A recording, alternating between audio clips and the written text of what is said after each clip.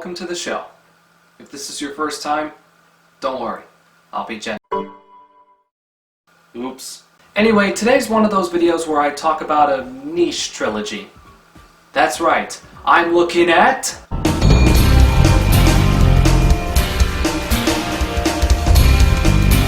Pac-Man World. I got you, even though you saw the title before clicking on the video, so you look like an even bigger idiot if you thought I was going to talk about Spyro. To be perfectly honest though, I was going to cover that trilogy to kick off Season 4, but because I don't physically own any of those games, and because I don't want to replace it with the reignited versions, I figured we could take a look at another trilogy, one that gets overlooked. Don't worry, I'll get to Spyro eventually, just not now. The big yellow dot muncher Pac-Man had a trilogy of platformers, and I've been wanting to talk about them for a while, so let's do that. Kicking things off with Pac-Man World.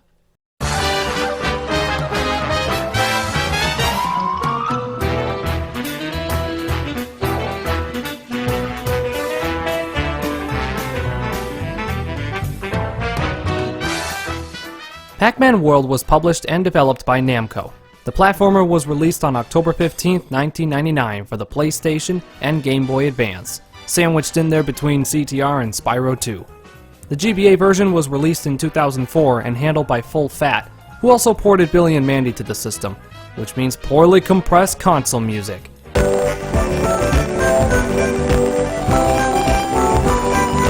Pure bliss.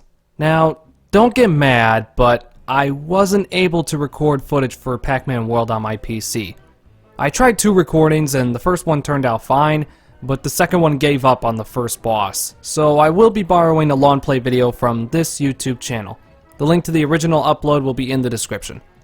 Rest assured, however, I have played through and beaten the game any percent, so I'm not entirely clueless. Anyway, on with the review. The story sees all of Pac-Man's friends coming together for his 20th birthday, but they all get captured by the ghosts. When Pac-Man comes home, he finds that everybody is missing, and he reads an invitation for a party on Ghost Island. This ghost finds out Pac-Man is coming and warns the game's antagonist Toc-Man about his arrival. Toc-Man's plan is set into motion, and it's up to Pac-Man to find and rescue his friends. You're immediately thrown into the game with all of Pac-Man's moves at your disposal. You don't have to find tedious collectibles or take your clothes off or anything like that. No, Pac-Man has all of his abilities ready to go. Pac-Man can jump, butt bounce, rev roll, and throw Pac dots. By holding square, you can rev roll, and if you hold circle, you can charge up your Pac dot throw. It's more effective, but it takes 10 dots. The controls are actually really good. Every movement is precise, and I rarely find myself dying due to poor control. One minor gripe I have though is that sometimes when I jump, Pac-Man doesn't do anything. This isn't something that happens all the time, so I can give it a pass. It is the first game after all. Along the way you can also collect power pellets and fruits. Some fruits are required to open certain doors that give you even more goodies. There are a total of 23 levels split into 6 areas. The second area is the only one to have 3 levels. The last level in every area is a boss. Every level is 2D side-scrolling mixed with 3D environments. We in the gaming industry like to call this 2.5D, a concept Namco is no stranger to. Hell, they made it a thing with Klonoa. Every area contains a key that allows you to free your friend at the end of the level before the boss. You rescue Puka, Chomp Chomp, Baby Pac, Junior Pac, Professor Pac, and Miss Pac. Every level has letters scattered about as well. Collecting all 6 spell out Pac-Man, and you can play a minigame at the end of the level. Here you can get more fruit and lives. In addition, you can also find a Galaxian, which can be used to open the door to the maze. Each maze follows the traditional Pac-Man formula of collecting every dot and pellet.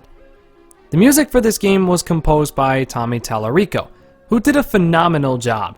I love how he can take assets from the original Pac-Man and Miss Pac-Man themes and remix them into different genres based on the locations. You go to beaches, catacombs, space, funhouses, factories, and haunted mansions. Now let's confront Toc-Man and put an end to his plans. His attack pattern is basic. Just dodge his dot bullets and collect the dots from them. Use those dots to fire back at Toc-Man. Phase 2, there's buttons you have to butt bounce. They stun Pac-Man, then you butt bounce him. Be careful to stay in the air because he can butt bounce too.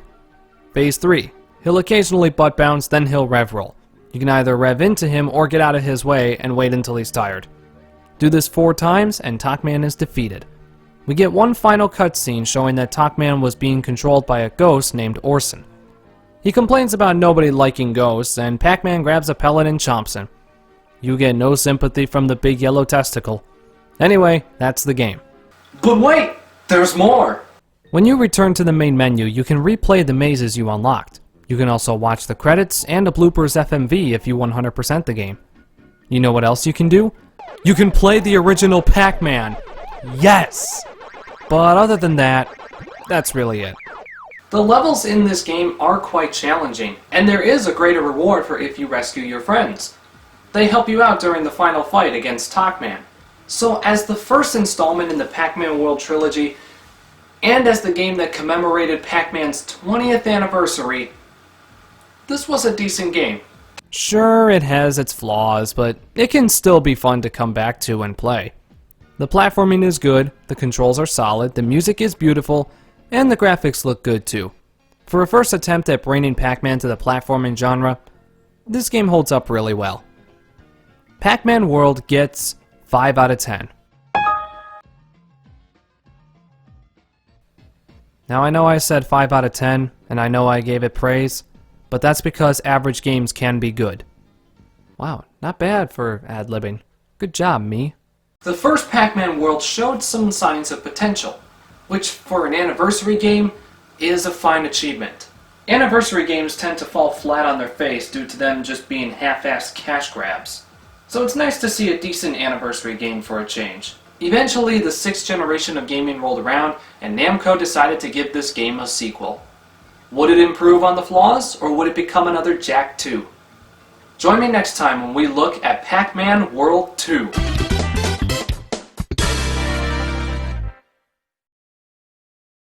So, Pac-Man World happened. And it became so popular that Namco decided to give it a sequel, which is what they did in 2002 when they released Pac-Man World 2. It became a fan favorite when it released, and to this day people still hold it high above the crowds of Super Mario clones. Now it's time to find out if indeed it is still worth playing 18 years later. But first, I have an important announcement to make. It's my birthday!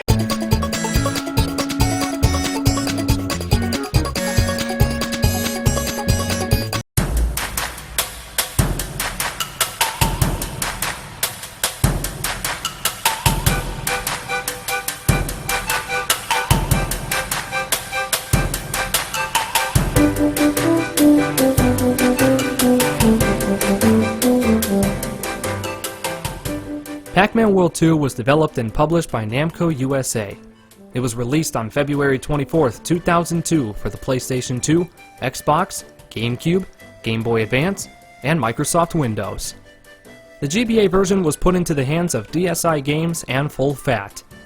You know what that means.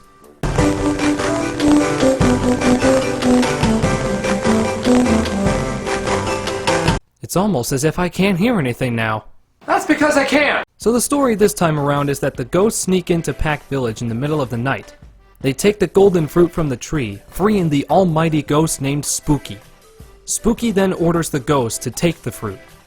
The next morning, Pac-Man wakes up to find Professor Pac, who informs him about the missing fruit. Pac-Man is then told that he must retrieve the golden fruit and defeat Spooky, like the brave Sir Pac-a-Lot before him. And off we go. The first game was always side-scrolling, with the only exceptions being some of the bosses. Here, 2D is gone. Pac-Man is full-on 3D platforming. The first level, Pac Village, gives you plenty of room to breathe and test out the controls. And holy shit, Pac-Man's controls are unbelievably tight.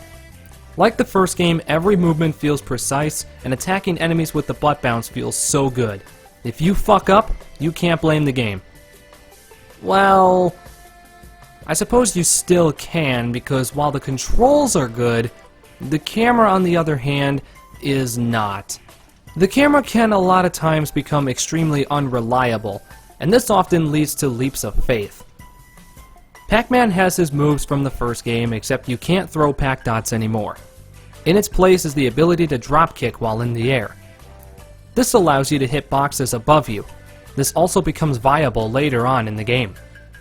When you finish a level, every fruit and Pac Dot you collected will be tallied up, and you'll move on to the next level. There are 6 worlds in this game, with each housing 3 levels and a boss. The first world contains 4 levels if you count Pac Village, which you should because it counts towards 100% completion. In total, we have 19 levels and 6 bosses. In order to obtain 100% on each level, you have to find and collect every fruit and Pac Dot all at once. Yes, you even have to get the Galaxian. That's right, Galaxians make their return in this game. Like the first game, it takes you to a maze where you play classic Pac-Man. Get all the dots and pellets without losing all 3 lives, and you unlock the maze to be replayed in the arcade. More on that later. In addition to dots, fruits, and Galaxians, you also have arcade tokens to collect. These tokens will unlock the old school arcade games back in Pac Village. You can unlock Pac-Man, Pac-Attack, Pac-Mania, and Miss Pac-Man. I have to unlock the original Pac-Man? Why? Meh, I'm nitpicking. Moving on. This game can get pretty difficult, without any real warning from the game itself. I remember getting stuck on Volcanic Panic a lot when I was little. In fact, it was so hard the difficulty had to be nerfed a bit when the PS2 version was released in Japan. The end of Volcanic Panic and Into the Volcano were removed. Some enemies took less hits, and the bosses had half of their original health. Oh, let's talk about them for a second. The bosses in this game are somewhat simple to start out, but they can sometimes drone on if you don't know what you're doing, especially since this game expects you to read the text boxes that appear every now and then. At times, you can never be sure. Another problem they have is that they're quite repetitive. Half the bosses are the same machine, just with another ghost. Was this game rushed? Well, is today my birthday? The bosses are Blinky, Inky, Pinky, Clyde, the Killer Whale, and Spooky. Wait, hold on. Wait. Excuse me for, 1 second here. Why are we fighting Blinky first? Shouldn't he be the last ghost we face? Wait, what? That's Clyde. What's going on here? Yep. Namco named the orange ghost Blinky and the red one Clyde.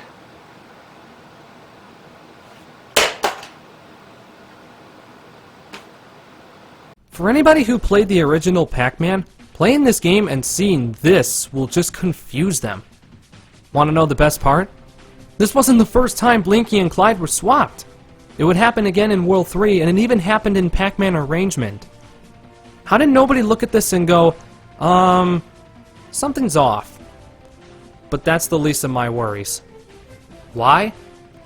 Because Clyde can go himself with a 10-foot fucking pole and shit in his own fucking mouth until Pinky comes in and cleans up all the that was left on the floor while Clyde was eating his shit, and Inky and Blinky were watching going, "That is fucking nasty, Clyde. This boss fight is fucking horrible, and whoever the programmed this needs to get a dildo shoved up their asshole until they're drowning in their own wondering why they even bothered existing in the first place."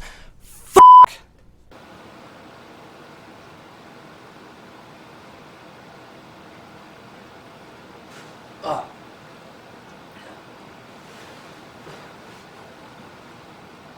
Oh, sorry. I just recovered from losing my shit about 20 minutes ago. Honestly, with how bullshit Clyde's hitbox is, you would think he was the final boss. He isn't, obviously. It's Spooky. When Pac-Man brings back the golden fruit, he turns into solid gold. Spooky then sends the center of Pac Village into a twister and faces Pac-Man. We're definitely not in Kansas anymore. And don't be deceived, the gold on Pac-Man during the boss fight is just cosmetic. Anyway, the boss fight is just dodging Spooky's attacks until he descends. Then you just drop kick him. Wash, rinse, repeat. Once Pac-Man defeats Spooky, he gets sent back in his prison, and Pac-Land is saved. And with that, the game is over. However, this game offers some extra content to serve as replay value. When you complete a level, you can come back to it and start a time trial, a la Crash Warped. Race to the finish while eating time clocks that stop the timer for either 2 or 4 seconds. Beat the time and you'll be rewarded with a token. You can get another bonus token from completing a level 100%. Collecting 150 tokens unlocks the museum in Pac Village, but it isn't worth it in my opinion. It's just a slideshow of concept art. In the arcade, you can replay the mazes you unlocked during the main campaign. You can also unlock the jukebox, which allows you to play the OST of this game, which is fucking awesome. I love this game's soundtrack. Every world has its own theme, and no two levels share the same song. The graphics look really nice too. This game is pleasing to look at. I like how colorful and vibrant Pac-Land looks, while the interior of the volcano is dark and foreboding. It's not too dark though, and I like that. The green fog in the ocean makes you feel like you're actually traveling 20,000 leagues below sea level. By the way, the submarine is the only vehicle you use in this game. Don't worry, it's not like that other sub from that one Crash game. It's much better. It just takes eons to finish the level. So Pac-Man World 2 turned out to be a pretty good game, but it still left some room for improvement. The game became unexpectedly hard, the camera was way too drunk, and I don't think you want me repeating what I said about Clyde. While it is a step up from its predecessor, it still leaves behind some untapped potential. Pac-Man World 2 gets my birth month out of 10. It's a shame this game was rushed, because it could have offered so much more than it did.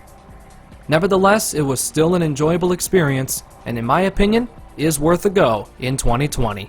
Before I go, thank you all for the kind birthday wishes. For anybody curious, I am now 22 years old.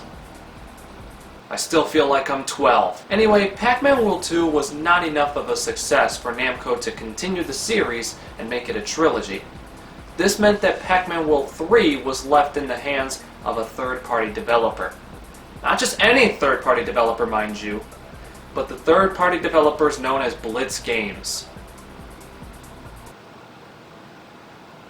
Oh no! In case you didn't watch the previous review, we tackled Pac-Man World 2, and before that we looked at World 1.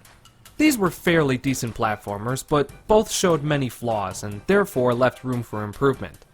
However, the games are loved by many fans around the world. That being said, I think a lot of fans often forget that Pac-Man World was a trilogy. Great. Yep. Excellent start. Thank you. Oh, now I see why.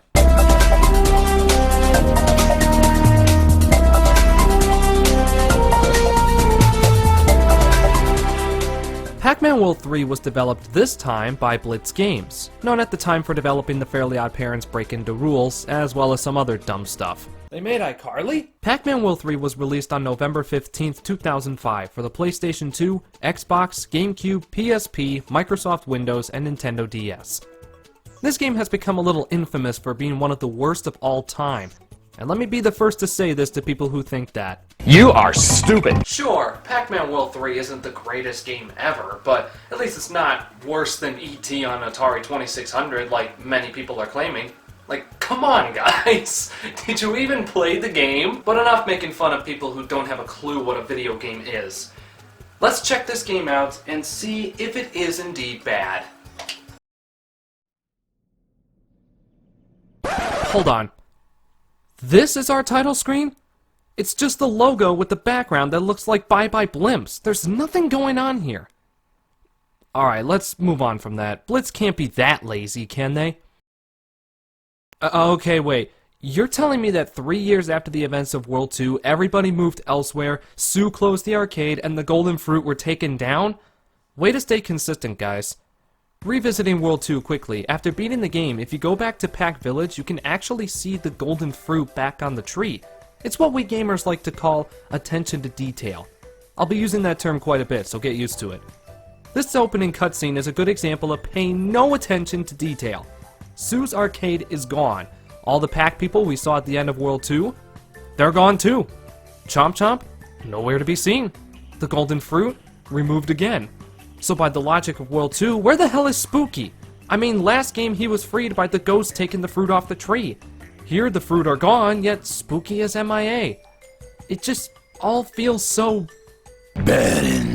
Where is the attention to detail? Up their ass, that's where.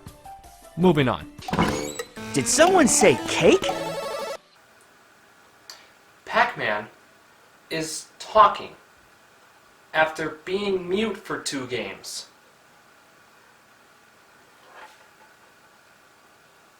Nothing against the voice, I actually like it, but the fact that Pac-Man didn't say anything in the prior 2 games makes this sound so awkward. Why would he be speaking all of a sudden? Okay, I feel like we should briefly touch on the story before I drone on too long. Pac-Man and his family are celebrating his 25th birthday. Suddenly, Pac-Man is taken from his family and sent into a pit filled with goo. He was teleported there by Orson. Yeah, remember him? Pac-Man eventually runs into Orson, who informs him on why he was sent here. This little midget is Irwin, and he's creating siphons everywhere to fuse the real world with the home of the ghosts, the spectral realm. By the way, Clyde and Blinky are switched again. So Pac-Man and the ghosts team up in an attempt to stop Irwin's plans. There are a total of 15 levels and only 1 boss. You fight Irwin halfway through, and again at the end of the game. Both fights are the exact same thing. Another instance where Blitz paid no attention to detail. I understand we're not fighting the ghosts because we're helping them, but this opens up the door for new, interesting boss fights. Nope, we don't get that. The controls in this game are surprisingly solid. Pac-Man can't dropkick anymore, so instead he's punching, which means Pac-Man World 3 is a platformer and a beat-em-up. My childhood is ruined! It's actually not that bad. The fruit and dots make their return, except now you don't have to go out of your way to find every last dot in the level, thank fuck. In addition, we also have 25th anniversary minifigures to collect. There are 5 in each level. Collecting these unlocks goodies in the museum, more on that later. There's also these cards that you can find in each level. There's 1 per level. These are just completionist things only nerdy nerds are gonna care about.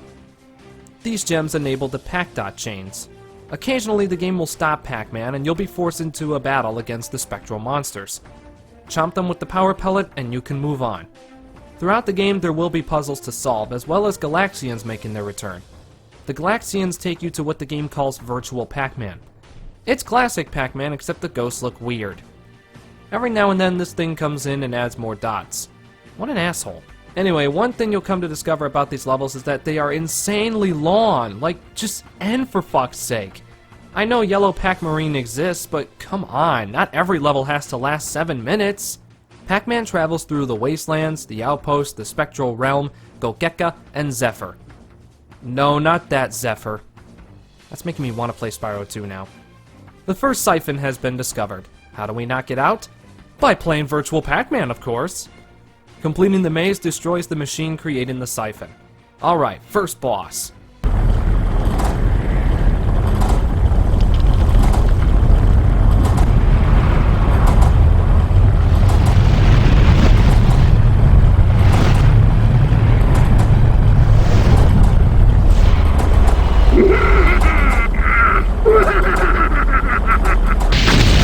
Irwin's boss fight is way too easy. Mainly because the battlefield is way too big. But easy is not synonymous with quick. Because this boss fight goes on for about 5 minutes. Can I stop playing this and go outside? Never mind. Anyway, here's the next topic of discussion. This game allows you to play as Clyde and Pinky. Clyde can scare spectral monsters with a sonic boo. Using a supersonic boo, he can knock over large pillars and break huge crates. Pinky can generate platforms Pac-Man otherwise couldn't see. You activate the ghosts by rev-rolling on these summoners. This will make Pac-Man meditate for some reason. Speaking of rev-rolling, they mapped it to the X button, when in World 2 it was mapped to the B button. The B button is now being used for punching. Why did they do this? Now I really wish I was playing something else.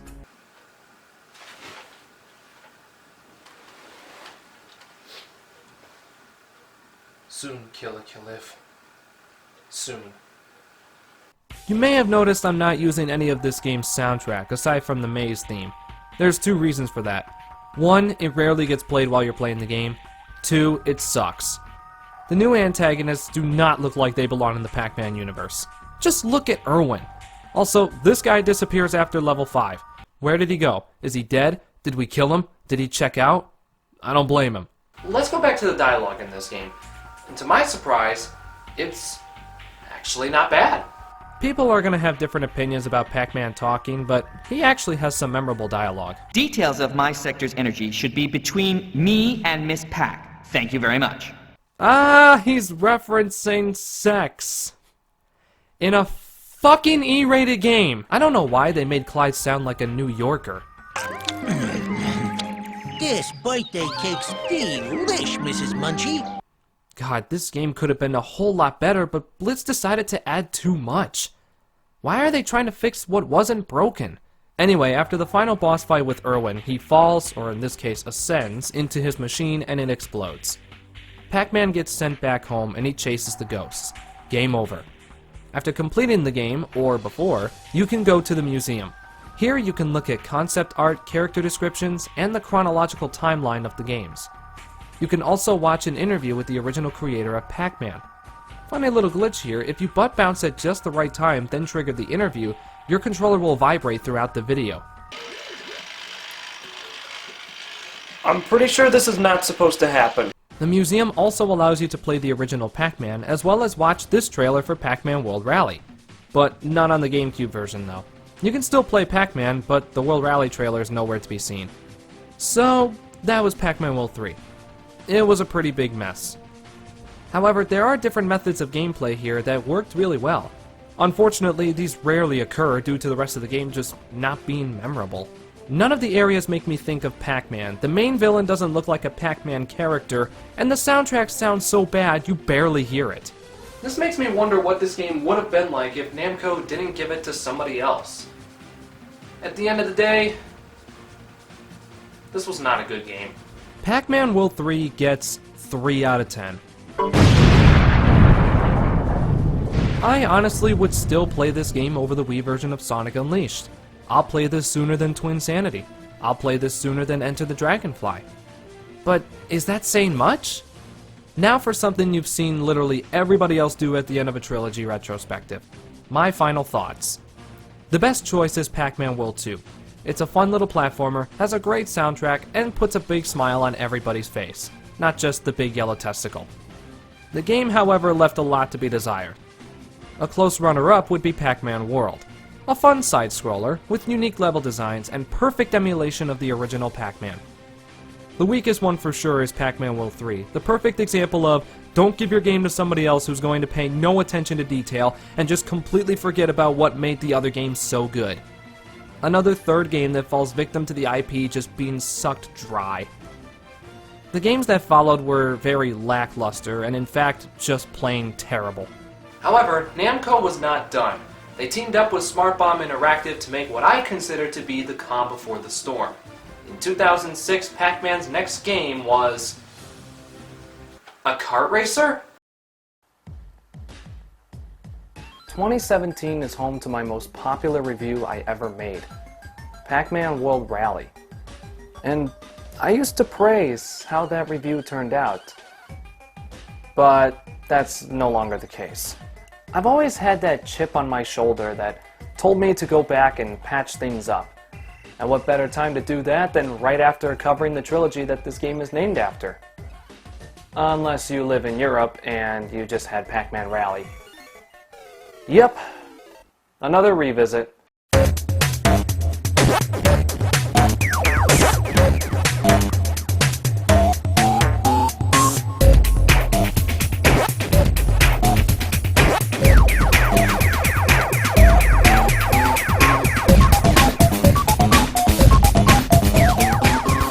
I'll tell you what, it feels so good to come back to this game. Now, I know what a lot of you people are thinking. Why are you going back to another game you already reviewed a long time ago?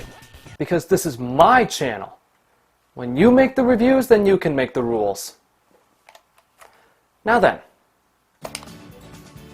Bandai Namco and SmartBomb Interactive came together in 2006, and the result was Pac-Man's first ever kart racer, Pac-Man World Rally. This game, like all other kart racers, has been considered a quote-unquote Mario Kart clone, and therefore criticized. People, comparisons tell me nothing. Crash's Dark Souls. Alrighty then. I honestly consider this to be more of a CTR clone rather than a Mario Kart clone. Sure, it has 4 Grand Prix and a Marathon Grand Prix, but it also has single-player battle mode, a free-play mode, and something Mario Kart didn't do at the time, allowing players to jump off ramps to get a landing boost like CTR did. Mario Kart Live Home Circuit, eat your fucking heart out. Okay, but that's not why we're here. We're looking at this game as a whole, and after watching my first go with this game years ago, I wanted to come back and add some finishing touches now that I have more experience under my belt. Self-explanatory, self-explanatory, self-explanatory, or self-explanatory, self-explanatory. And no, my original score for this game, 7 out of 10, is not going anywhere. Anyway, let's jump in.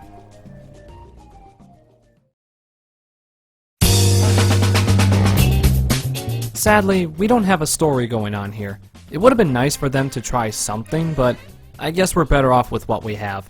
Remember how flawed the Sonic Rider stories were? Pac-Man World Rally has a total of 15 tracks and a heap of characters from the trilogy. I finally got it right! As well as other Namco characters and Pac-Devil. Okay. The tracks are visually pleasing, some of the best graphics for a PS2 game in 2006. That released when the Xbox 360 was a year old and with no 4-player on the PS2. But hey, that's not what makes this game good. What makes it good is the controls, like always. And let it be known, this game has some pretty loose controls, which I'm okay with because the levels are designed to compensate. Sometimes.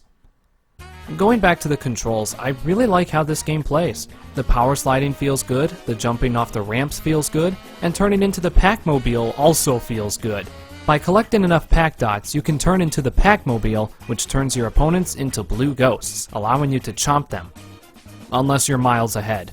Chomp the competition. Shut the fuck up. I also like how the fruits were implemented in this game. Collecting cherries, grapes, and watermelons allow you to unlock shortcuts, open portals, and turn off gimmicks. However, you don't have to do any of this, because there is one mechanic that breaks this game in half, aside from power sliding. I'm talking about the shields. While you're power sliding, a meter on the bottom right will begin filling up. After filling up, you will get an intermittent shield that protects you from everything on the track. Obstacles, other racers, even power-ups including blue Pac bombs, this game's version of the blue shells. Oh yes, you can dodge these things. You don't have to rely on RNG.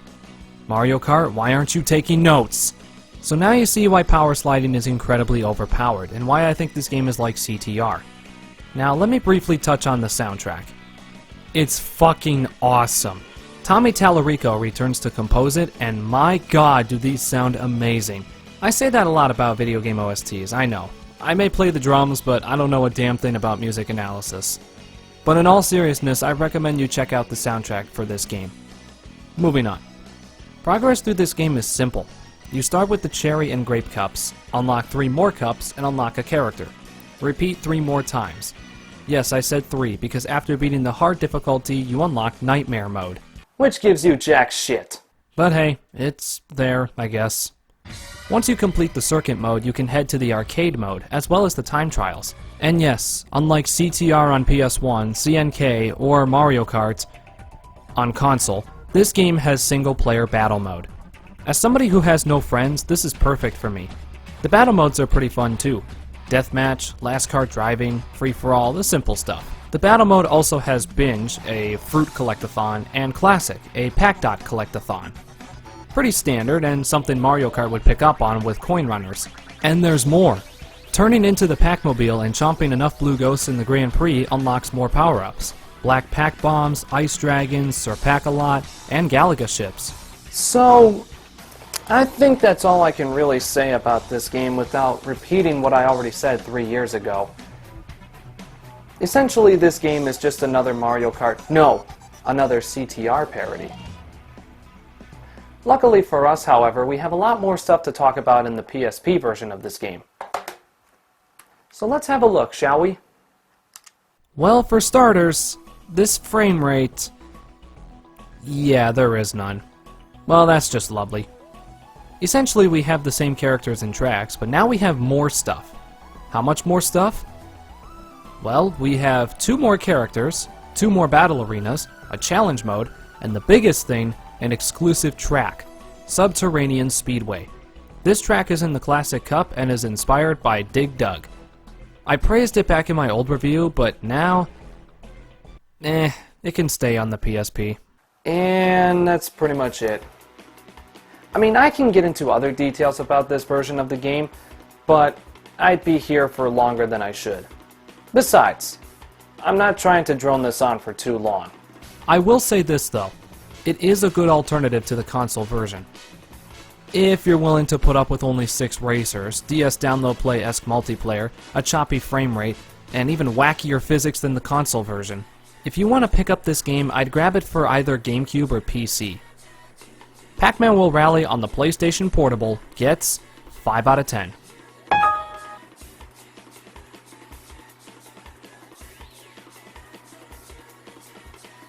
Now if you'll excuse me, I need to grab myself a refreshing drink.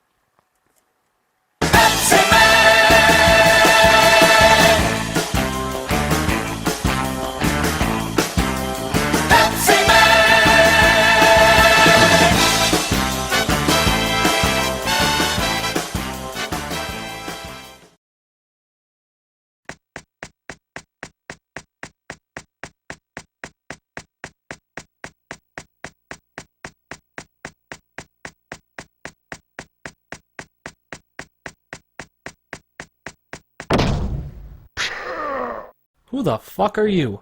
Pepsiman, the running hero.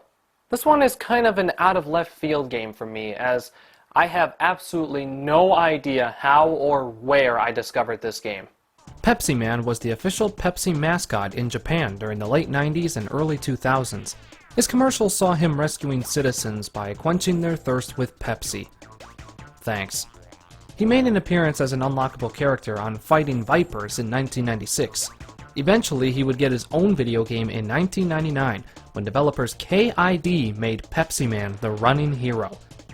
Funnily enough, despite this game being entirely voiced in English, it never saw a release outside of Japan. It might be due to the fact that he was Pepsi's mascot only in Japan. It wasn't until Games Done Quick did he finally gain some recognition in America, as well as other parts of the world. Something good came from this event for a change. Alright, now that we've got the history out of the way, it's time to pop this bad boy in and see what's in store for us. Now, I had to do a few workarounds in order to play this on my PS2, because 1, I don't have a Japanese PS1 or PS2, and 2, I don't want to emulate unless I absolutely have to. So, I had to cut a few corners. Nothing too sketchy. Anyway, let's start the game. Hey, let's start the game! Yes, thank you, Mike Butters. I already said that. I got a call that a vending machine ahead ran out of Pepsi, and I was just on my way there when I got a flat tire. 10 out of 10 storytelling. So in Pepsiman, the main gimmick is running and avoiding obstacles. Along the way, you can collect cans of Pepsi, and every 10 cans replenishes your health. The goal is to get to the end of the stage within the time limit. The first level has you get to a Pepsi vending machine, then you rescue the civilians by giving them Pepsi. Yeah, because that makes sense. The game will then tally up how many cans you collect. Every 25 cans gives you an extra life. All 100 cans earn you 5 lives. By the way, you're doing this while the game moves Pepsiman on its own. So yeah, essentially this is Crash Bandicoot on rails. What you can do is jump with X. You can also do other things when pushing square. Just pressing it causes Pepsiman to slide, holding up makes you speed up for a bit, and holding down slows you down. It's a pretty simple concept. The fuck is a kid and kids? The third level in every stage is a chase level, where Pepsiman is now running towards the camera. This is the thing that always goes bad at the end of the Pepsiman commercials. After completing the level, you get a cutscene, where we get to see this cheeky bastard again. Have a Pepsi. Way ahead of you, Mikey boy.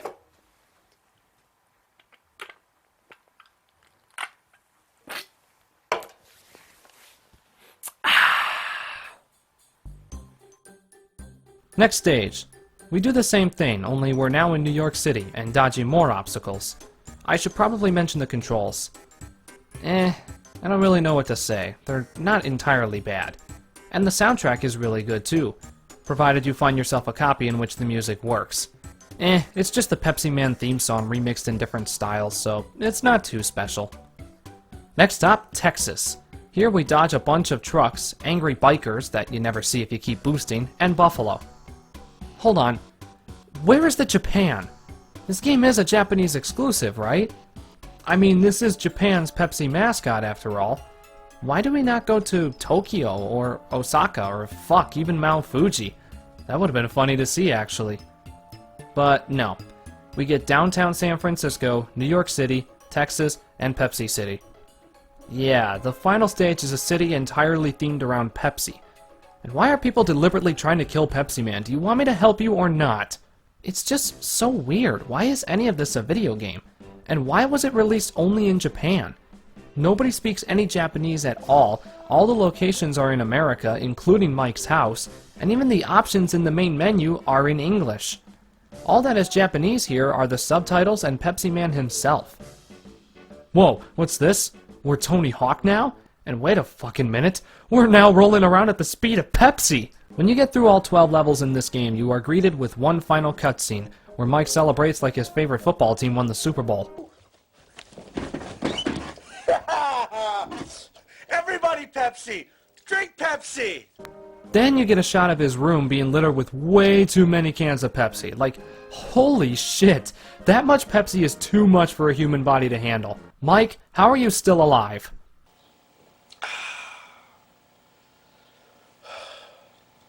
Pepsi is...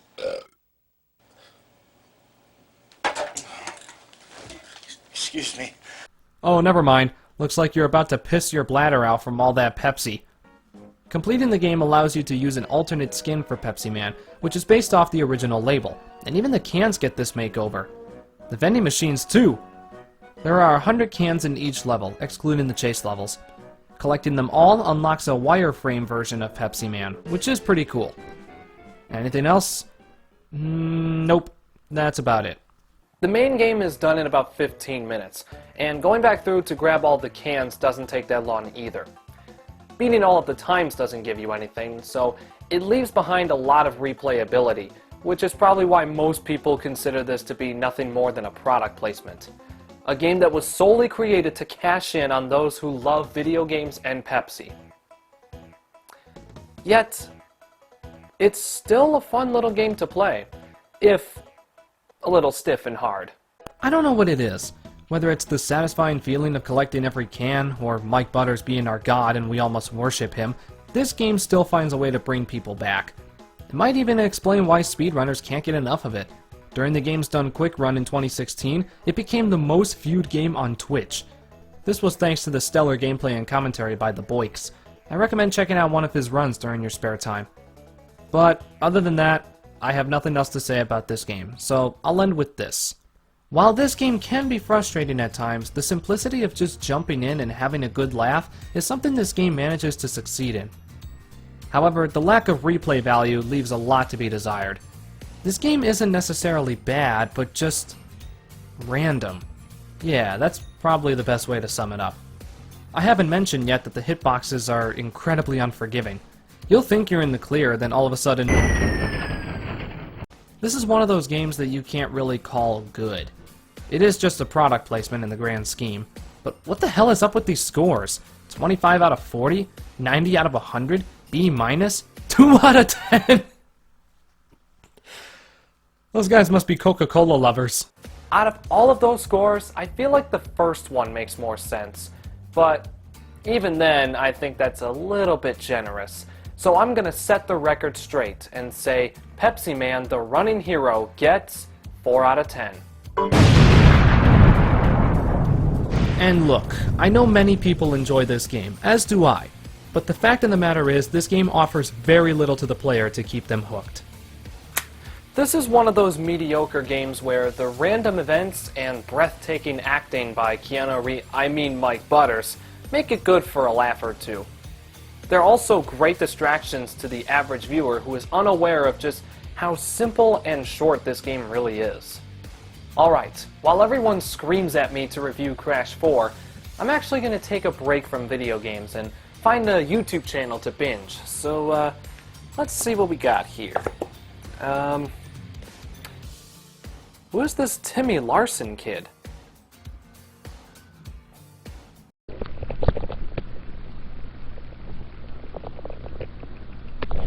Hi guys, I'm Timmy. I'm gonna start a YouTube channel. Yay!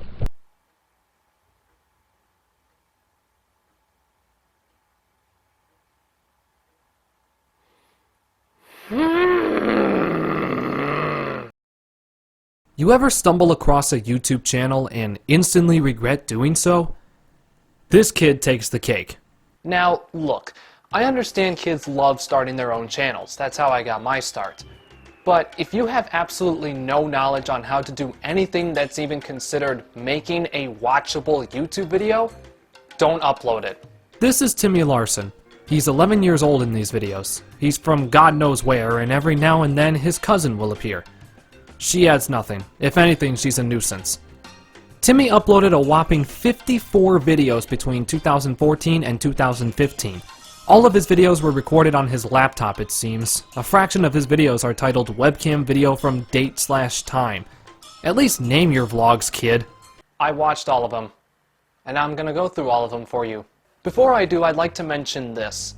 Any joke that I make today at Timmy's expense is not meant to throw any shade to him. I therefore expect you guys to do the same. He is a kid after all. With that in mind, let's check out his first video in its entirety.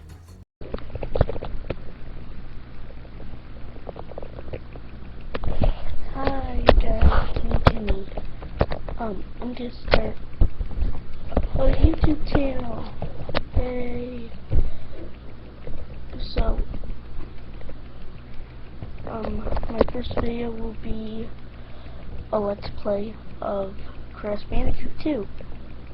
Yay! Bye! And we're off to a good start. Okay, let's move on to video number 2. A vlog. You guys want to kiss? You guys want to kiss?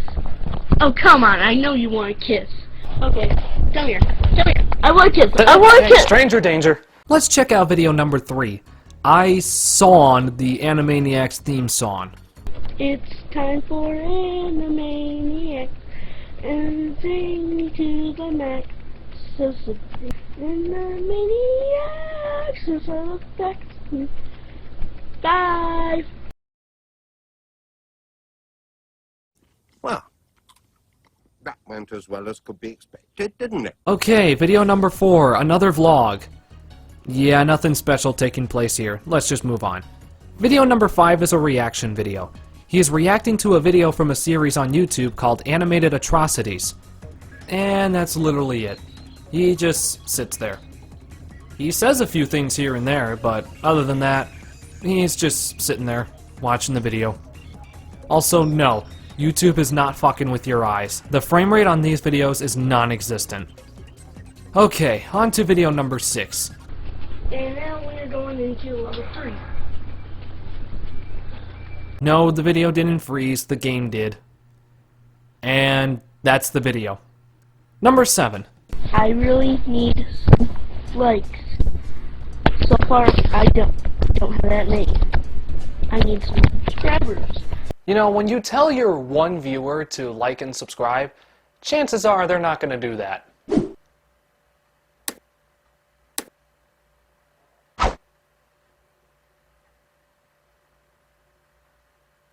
I still have 0. For those of you who don't know math, 0's not a big number. Really? 0 is not a big number?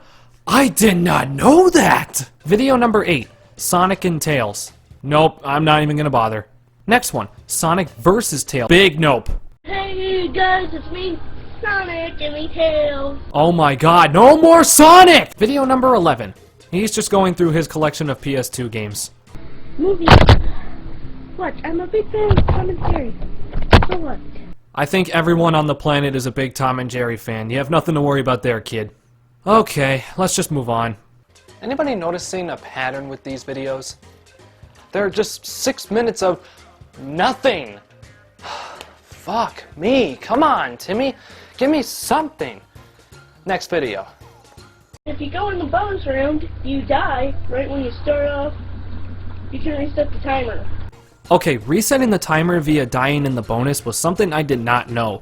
I'll give this kid props for showing me that. Yeah, anyway, nothing else here. He's just playing Crash 2 and trying way too hard to be funny.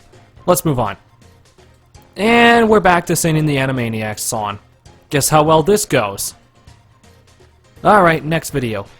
Hey guys, guess what? What? I finally reached 100 views! 100 views, huh? Those are rookie numbers. And only 1 subscriber. Kid, you should feel lucky to have your first subscriber. Please. Please. Do not fucking kiss me again. I prefer not to get COVID, thank you. Okay, the next video is the next episode of his Crash 2 Let's Play. And he pretends to be the Animaniacs. Fucking hell. Next 2 videos are the Let's Play. I'm just gonna skip them because, quite frankly, nothing eventful happens during the Let's Play. Alright, moving on to video number 18. And guess what?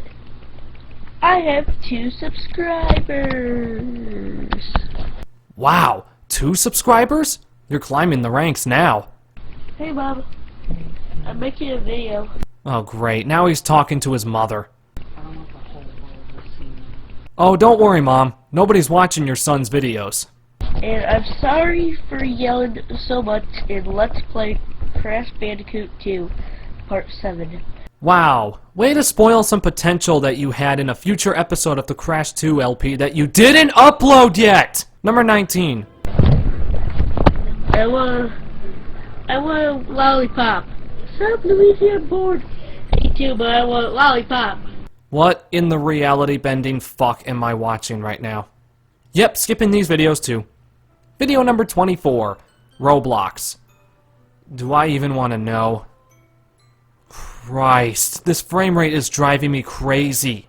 I mean, you'd be pretty pissed too if I just started suddenly jittering around every 2 seconds or so. You would probably ask yourself, well, what is going on with the video? You might ask yourself, is my LTE on? You might ask yourself, is he using a webcam or some shit? You might ask yourself, do I have a solid connection? You might ask yourself, where does that highway go to? When the days go on. Okay, next video. I'm watching Super Mario 64 bloopers. Hey, I remember those videos. Some of you want me to do like a how-to video, like how to make a YouTube account. And if you already have a YouTube account, how to basically make a video. No offense, kid, but I don't think people will be asking you how to make videos anytime soon. Number 25. A dislike? Hey, it's that one! The one Monstro copied! Here it is! The Nirvana! Guys, please. I'm just 11 years old. I just really want to get some likes. Yeah, guys, he's 11 years old. He's just trying to get likes. Stop disliking his fucking videos.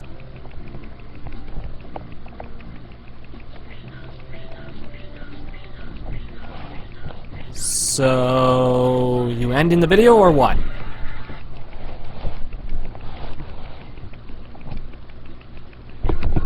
Ah, there we go. On to video number... No.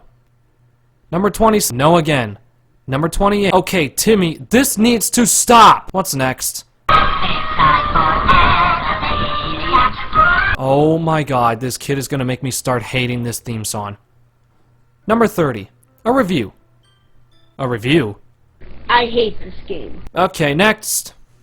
Crash 2 review. Jesus, I'm going mad. My dog thought they got something big. Kid, write a script. Look, I'm doing it right now. It's easy. Just start typing and your fingers will do the rest. A bunch of soccer moms got mad at Tana's design. Soccer moms. I don't know why that made me laugh. So, yeah, if you get 100%, you get a super... Oh god, we lost Timmy. Bonus engine. I would show you it right now, but I can't. So, yeah. I give Crash Bandicoot 2. Oh, he's back. Okay. Whew. I will see you all next time when I review Crash Bandicoot 3 Warped. JK, he never reviews Warped. Okay, the rest of this kid's videos are just awful and nothing noteworthy happens in any of them. Honestly, I don't know what I was expecting. This is some random kid trying to be a YouTuber after all. I mean, I guess it could be worse. He could be doing cringe dances in front of his parents and shouting "We like Fortnite" for 5 hours. So the last video from Timmy that we will be taking a look at today is the very last video he posted on his channel. And it is titled, "My Dog Died." Hey guys, it's me. I'm really sad today Why are you sad, Timmy? because when I got home from school, my mom told me my dog died. His name was Bubba. Aw, poor Bubba. He was finally freed. Too soon? All jokes aside, I do want to send my deepest condolences to Timmy. Losing a pet is hard to cope with, especially if that pet is a dog. I can speak from experience, as I had a dog in my life that I loved so very much before Chewy came around. He was a boxer, and his name was Solo. I miss him every single day. And I have a mark on my right hand from when he scratched me years ago. And nowadays it's something I have to remember him by.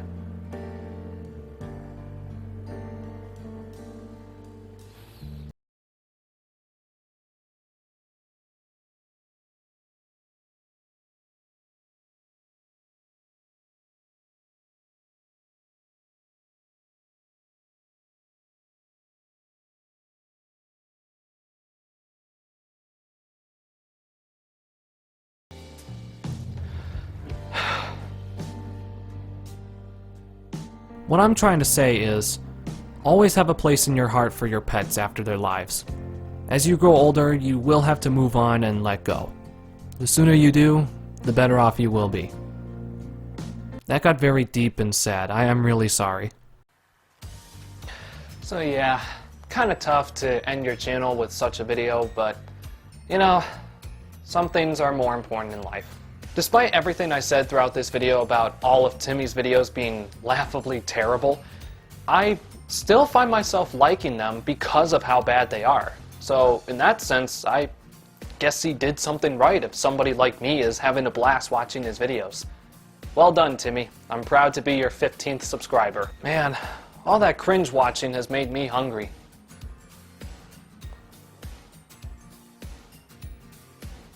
And my appetite has been spoiled. Whoever wanted to play Crash Team Racing Product Placement Edition? Good news! I have just the game for you. Burger King Kart! Back in 2006, Burger King had 3 games made for the Xbox that can also be played on the Xbox 360. For an extra $4, you could add one of these 3 games to your meal.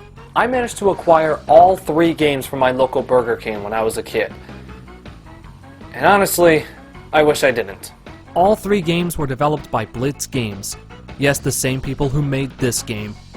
And just going by these games, you would think they were Phoenix Games incarnate. They're that bad. Now, I'm going to go in order based on which game I got first. So, we'll check out Pocket Bike Racer first, then we'll look at Big Bumpin', and finally we'll wrap up the video with Sneak King. So, without any further ado, Let's just jump right into this.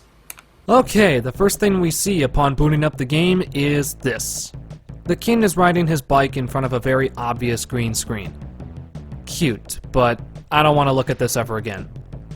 Pocket Bike Racer consists of 8 characters, along with the ability to create your own character, or as Burger King likes to say, have it your way. The customization is fucking ass, so I didn't even bother with it. There are 5 race modes: Standard Race, Time Trial, Cone Trial, Battle Royale, and Hardcore mode. There are a total of 5. Yes, 5 tracks. That is fucking inexcusable. The way you pick up items is different. Passing between cones without hitting them fills up this meter. You can use the bumpers to choose what item you want to use. Pressing X will launch that item, and pressing B will give you a boost. And that's about it. Oh, you can completely bypass the last hairpin in the backyard by jumping over this fence. Glad to see this game got the testing it needed. There is a tournament mode that unlocks more bikes once you complete the tournaments, but that's it. Time Trial gives you an achievement for completing a lap on every track in less than a minute and a half, which is piss fucking easy. One of the tracks is literally a fucking Burger King parking lot. Another track is at a construction site. Remember that one level from Tony Hawk's Pro Skater 2X?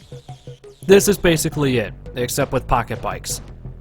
Oh, and then there's the final level, which looks like a place SpongeBob would dream of. You can also play other people online via Xbox Live. That implies there is anybody playing this game in 2021. When the game first came out, it received mixed reviews, as did the other 2 games. Sorry, but this game is not worth tracking down on eBay for $5 these days.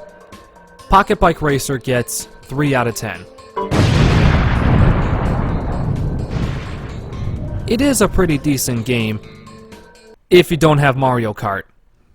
That's what I put on Google reviews. Alright, onwards and upwards to game number 2, which is Big Bumpin'. I can't wait.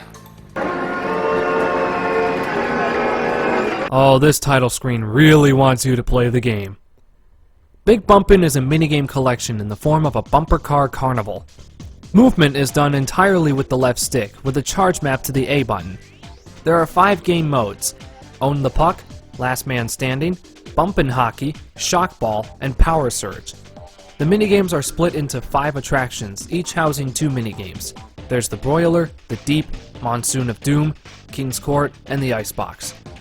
Aside from Bumpin' Hockey and Last Man Standing, none of the minigames are fun, and if you're not having fun playing bumper cars, the developers failed. This is just abysmal. There's also a tournament mode which literally consists of 5 tournaments. You're left with very little to choose from in terms of minigames and characters. Also, the game only runs at 30 FPS. What were Blitz thinking when they were given the IP? Okay, we got 3 games to make based around Burger King. What should we do? Let's make a shitty Mario Kart clone, a broken game of bumper cars, and a boring Metal Gear Solid clone. Brilliant, Tony! You're getting a raise! Wait, that's terrible. Shouldn't we make games that kids and adults alike want to pour hours and hours into? You know, something they'll love playing for the next year or so? Gerald, you're fired! Yeah, I summed it up pretty well in one of my sessions. This is one of the most retarded games I've ever played in my life. Big Bumpin' gets 2 out of 10. If you have friends over and you want to jump in and play a party game, this is a solid option. If you're unfortunate to not have Mario Party or Crash Bash. Alright, we're down to our final game, a Metal Gear Solid clone known as Sneak King. Now, I never played MGS, so let's see how this goes.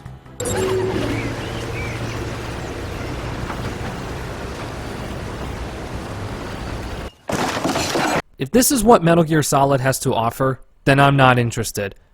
I barely played this game at all growing up, and now that I am, I see why. In this game, you play as the King, who is trying to feed all the hungry hard workers in the area with Burger King, while not getting caught. You can interact with different objects to get to another area or hide. Your goal is to sneak up to somebody who's hungry, then press A. The King will do a really stupid dance before eventually giving them food. This meter shows how exposed you are to everybody else around you. It increases whenever you're in an open area or you make noise. On paper, this sounds like a really cool game. You know, something along the lines of Metal Gear Solid.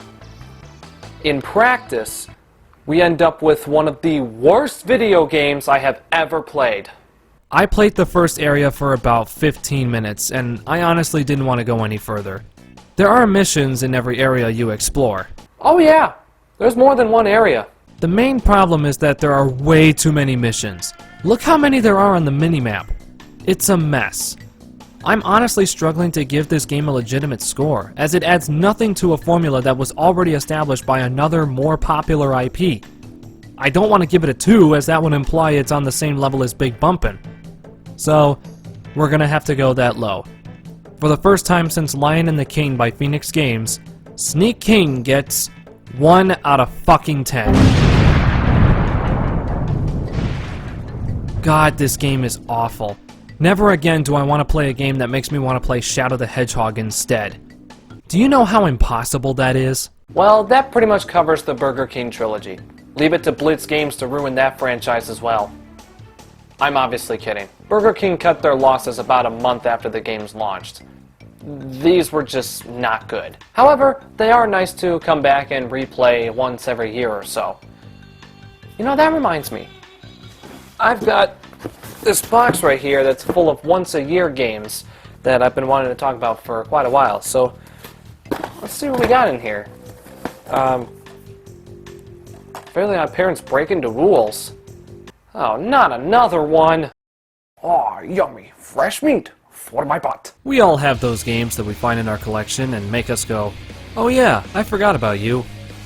I like to call them once-a-year games. Games that typically get played only once a year. I went through my collection and picked out 10 games that I felt fell into this category. Now, the original plan was to ad-lib everything to make it a genuine reaction, but for the last 2 games my microphone had a hissy fit, and there was no sound from my camera after a minute of ear rape. So, we're gonna do this the old-fashioned way. I put the games in a box, and I randomly pulled one out. If you watch Square Hijack's game testing series, this is very reminiscent of that. So, without further ado, let's begin with game number 1, which is NASCAR 98. For the first 8 games, I was able to record everything with a reaction, so that's what you'll be seeing. For the last 2 games, I'll briefly show them with some added thoughts about them. Keep in mind, I'm not going to be assigning any scores, as I'm not going fully in-depth on any of these games. Anyway, let's dive in.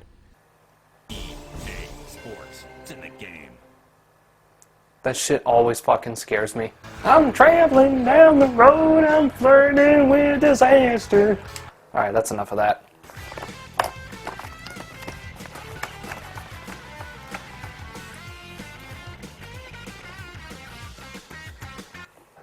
Oh shit! Here we go, single player. Let's see, we got all these great NASCAR drivers. Tom Todd. This is your department. I'm gonna go with Jeff Gordon because he is literally the only reason why I even watched NASCAR in the first place. And also, any Junior Nitro veterans will know, probably, maybe not, that Jeff Gordon is the reason why I chose the number 24 to be in my name. Because 24 was my favorite number. Because of Jeff Gordon. So let's go to Bristol, and we will do 30 laps, damage on, yellow flag on, breakdown on, physics. No, let's turn you down. Opponent strength, absolutely not. Speed sensitive steering, 50%. Okay. Alright, I think we're all set. Yes. Practice, qualify, race. No, I just want to get right into the race. Now, I'm going to double check real quick. Okay, we are in digital mode. Okay. So let's go into the race. There's other good songs from this game that unfortunately we can't play right now. I can't have the game audio on right now. I can't have the music on because, like I said, Molly Hatchet's Flirting with Disaster will sometimes pop in as one of the background songs, and that will get copyright claimed. And I don't want that. So, we're just going to jump in. Oh, yeah. Okay, I got to remember how to play. The green flag is Whoops. Green flag is out. Oh shit, look out. Oh fuck. Did I already lose a tire? Oh fuck, I did. Well, that's a good start. So here's one really cool thing about NASCAR 98. If you go to race statistics and hold down all 4 shoulder buttons at the same time... Wait, hold on. There it goes. You hear that sound. And you go back into the game, hold triangle, and you can blast death balls to everybody. The yellow flag is out. And the yellow flag comes out every time a breakdown occurs, unless you turn the yellow flag off. I forgot to turn the yellow flag off, but now we get to watch a bunch of yellow flags because everybody's gonna wipe out with this shit. This was the coolest thing about this game, and the sole reason I played NASCAR 98 when I was a kid. Like, it was the coolest thing in the world when I found out about that. It's so awesome. We're back to green. And you can do this in the Legacy Edition as well. You, goodbye. Whoa, I almost ran into you. You, goodbye. You, goodbye. You, goodbye. Everybody, goodbye. Have a nice day. You're done. Look out! Aw, shit! Doosh, into the wall. You know it's quality gameplay. Great move! You know it's quality gameplay when the announcer's telling you that wiping out somebody with death balls is a great move. I love when the announcer says a car has dropped out of the race and he interrupts himself when the yellow flag comes out. So it's, a car has dropped, the yellow flag is out. You get all 3 of them. Ooh, nice. And a car has dropped out of the race. Okay, I think that's enough of that. I think that's enough of that. Alright, well that was NASCAR 98. A pretty decent racing simulator.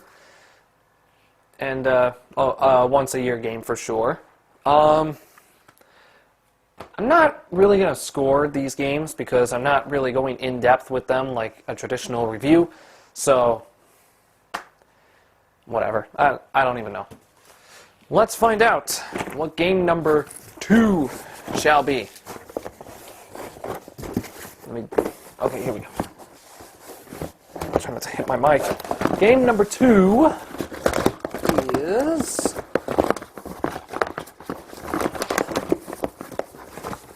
I'm going deep for this one.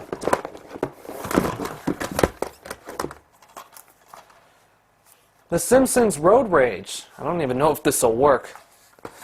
I honestly don't know if it'll work.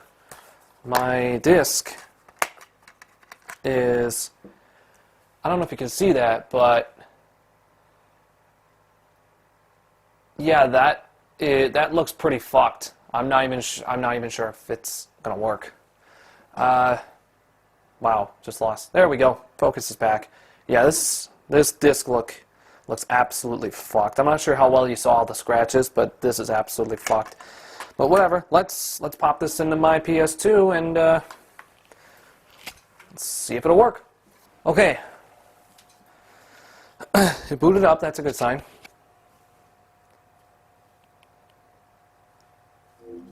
There we go. We got the PS2 logo. We got PlayStation 2. Oh, everybody's third favorite video game company. The one that ruined our childhoods. Quit playing those stupid video games, boy. I want to watch TV. We all remember that, right? Playing downstairs on the big TV. And then the parent comes in like, get off the fucking games, I want to watch the news. This loading screen will take a while because of the condition of my disc. Oh, never mind, there we go. Can you take me to the Quickie Mart? Whatever.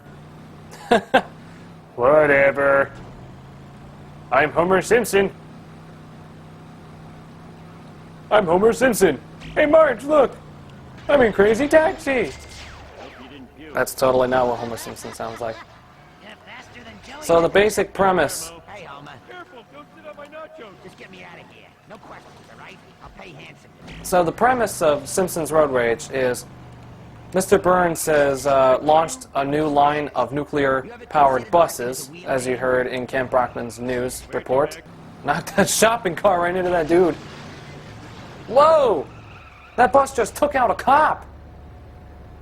Oh, you're not gonna say anything, Lisa? Okay, fuck you then. All the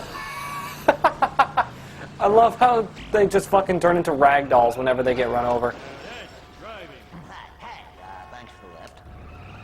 Oh, well, okay. Get in. I've got candy. Millhouse, you're one weird-looking kid. You know that? Ha!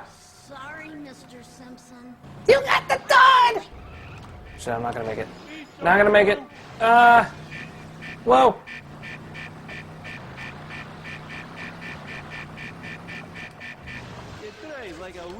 There we go. Got it.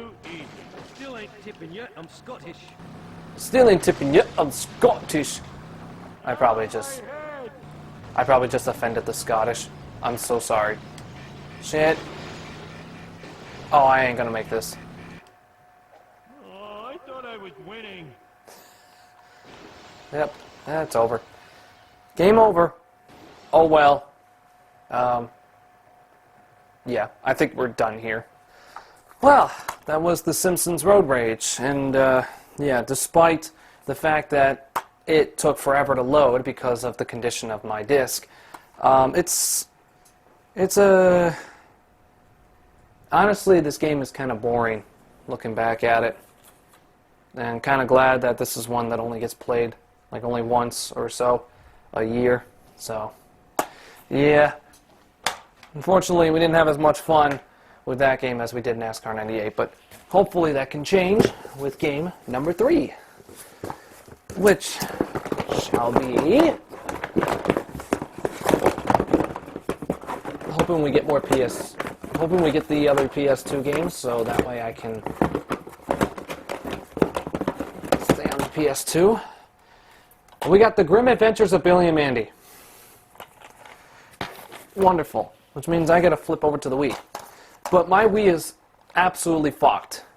So, if you don't mind, I'm actually going to load this up on my Wii U via Nintendo. So, just give me one quick second while I switch inputs here. It's stuck! Alright, here we go. Alright. Remember when I speedran this game? Good times. The basic premise of the Grim Adventures of Billy and Mandy is that somebody opened up Grim's trunk. It's got mojo balls in it. All the mojo balls are gone, and now everybody wants to kill each other. So, yeah, here we go. Whoever opened me trunk must have been powerful to get past the curse I placed on it. But what kind of sicko would make us fight just for their own amusement? Hey, I've got a sight. Give me an excuse.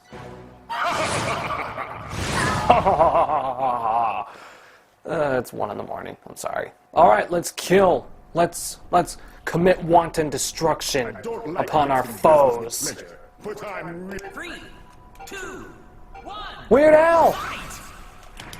Weird Al. Nice.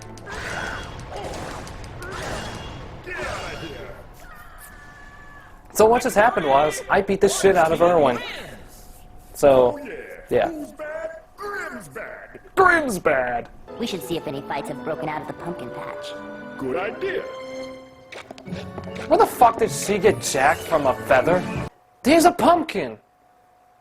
Fuck, my battery's about to die. Shit. Okay. 2, 1. Alright, shut up, Weird Al. I actually got a picture with Weird Al. There it is. Alright, so well, after charging the battery in a couple hours or so, it's totally not the next day. That was the Grim Adventures of Billy and Mandy. It's a cool little fighting game, very reminiscent of the Power Stone series. But I mean, it's a fucking, it's a licensed cartoon video game. It was shit from the get-go. So I know I talked highly of it when I reviewed it twice, But, you know, that was back when I was a dummy. On to game number 4, which shall be...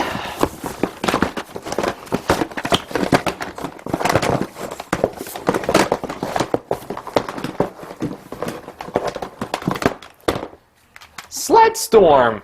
Another fucking EA Sports game. Or rather, Electronic Arts, as it says up here. I don't know if you can tell. Electronic Arts. Here's the disc. You can't really see unless... Yeah, you can't really see. Not too many scratches.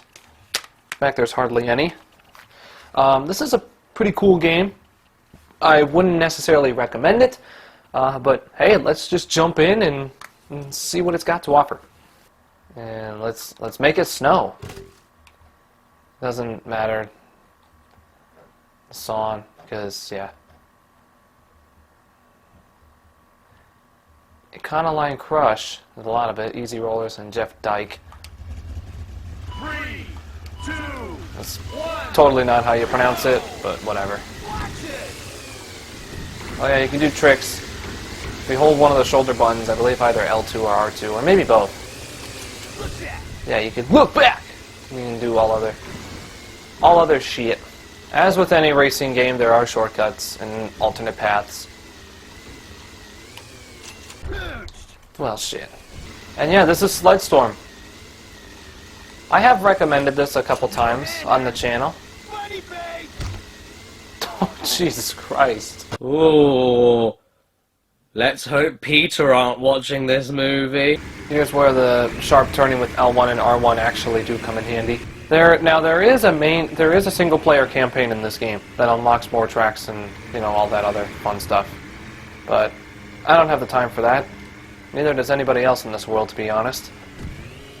We got other problems. Alright, final stretch. Here we go. Whee!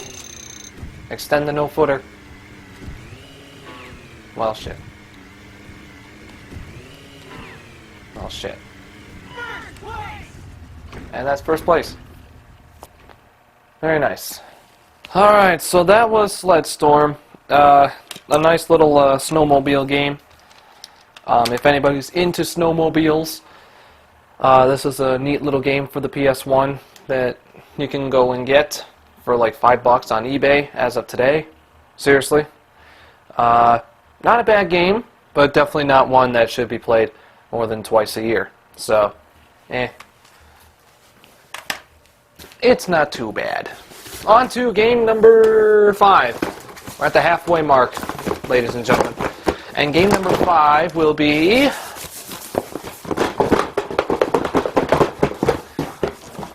Let's try and go deep again. We got... Last time we went deep, we got a pretty solid game.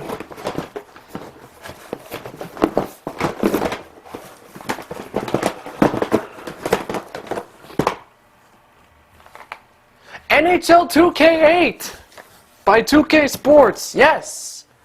Fuck yeah, man. Oh, I love this game. Dude, this was the shit. And we got this. This was the fucking shit, man. Check that out. Dude, this literally was the fucking shit. I'm telling you. Everybody with an Xbox needed to get this game. This was back when EA Sports wasn't the only company making sports games. And this is a special cover of NHL 2K8 because Jason Spezza has the updated jersey at the time, because this was when they first unveiled the Reebok Edge jerseys. So, yeah, let's fucking load this up. Oh man, let's get into it. Look at that. Look at it. They did baseball, they did basketball, they did everything.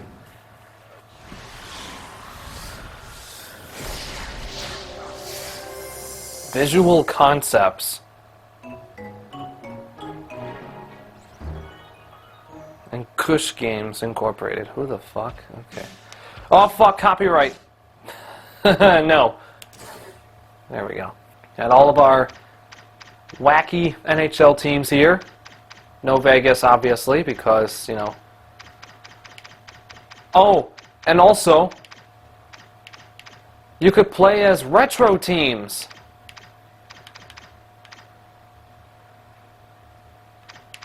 Like, you could play as the 1999 Buffalo Sabres and be reminded of the bullshit that took place in the Stanley Cup Final.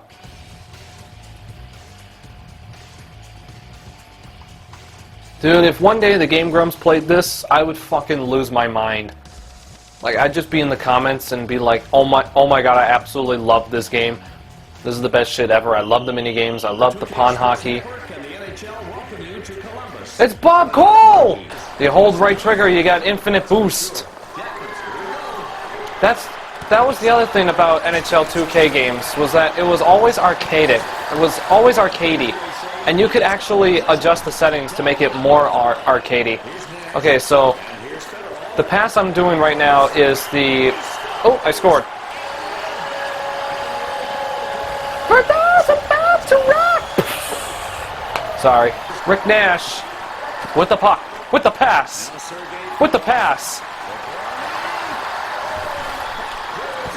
Anybody who's played Blades of Steel will know where that comes from. Oh, fuck. I didn't even press B that time. I just ran him over. Oh, we got to fight?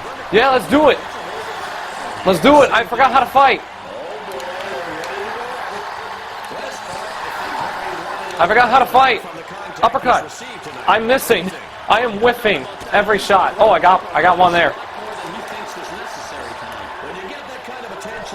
Oh god, oh god, oh god. Oh, I got an uppercut. Knocked his helmet off. Whoa, he uppercut me. Oh, I got him there. Nice shiner. Oh, another uppercut. I won by wall. Another uppercut. And one by wall. A right by wall. Another uppercut. Oh, and I got him. Nice. I wonder if people bought Dodge vehicles thanks to this game, similarly to how Wipeout made Red Bull popular. Well, I missed the net. Oh my god, double takedown.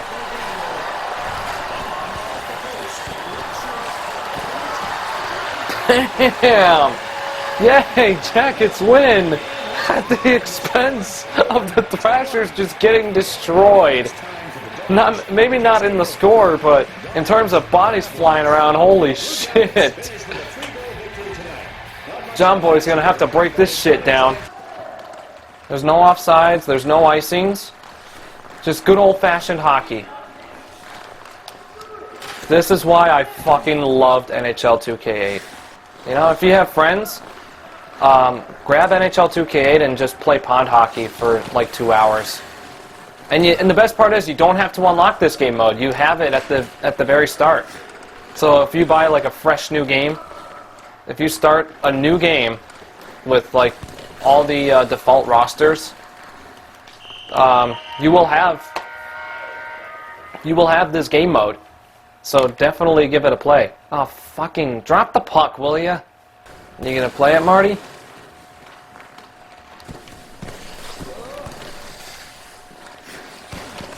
Jesus! Helmet's off. Well, that was NHL 2K8. Sure. Oh, fuck! Copyright again! Alright, well, that was NHL 2K8. I was honestly hoping that this would be the last game, but, hey, you know what? This game is a lot of fun, and I highly recommend it for anybody who wants to have a good time with a couple friends and they want to play some hockey. Because there's a game mode on here where you could just beat the shit out of everybody and play some hockey outdoors, you know, like how they used to do it. You know what I mean? So, yeah, I highly recommend. That's a pretty good one, actually, that we got out of this box. So let's hope the second half of these games are also really good. Just like that one. Game number 6 will be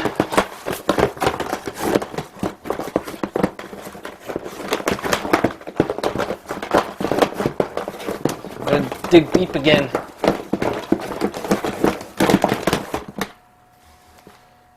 Carnival Games by Global Star Software.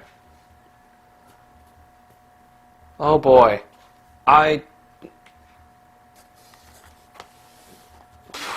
Okay. This is going to be interesting because I don't think I've ever played this game. I have no knowledge of this game at all. Like, I've never played it. Okay. I don't think I've played it ever. Oh boy, this is going to be fun. All right, let's load it up. 1 hour later. Are you fucking... I was doing better when I wasn't fucking trying. Are you kidding me right now? Are you... I'm not even... I got one. I got one. I got one? No shit, they go in the basket. What do you think I've been trying to do for the past 2 goddamn seconds? I'm getting genuine anger from playing this. I am genuinely pissed. Why is it fucking doing that? Why are you going that way? What are you doing? I was doing better when I wasn't trying. Are you serious right now? What the fuck is this game? What? Of course. The one fucking one where it's right down the middle and I fucking don't even fucking shoot it. Are you serious right now? Can I get one? Thank you. Fucking hell, I thought I had this figured out. Obviously I don't. Why are you going that way? I'm not throwing it that way. I'm not aiming it that way. Why do you keep fucking bouncing out? Well, it was right down the middle that time and it fucking... How? I'm throwing too hard right now. I don't know how the fuck I'm throwing too hard. And why am I not throwing hard enough now? And it fucking bounces out. Because of course. At least I made more than one this time. Oh my fucking god.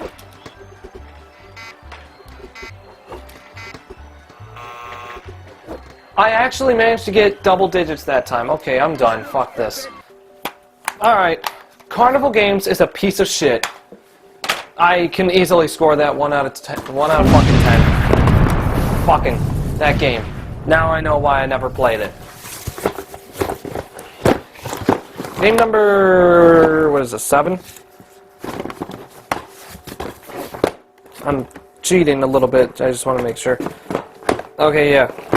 Game number 7. We got 1 Wii game left. We got an X-Bone game in here. Nobody says X-Bone.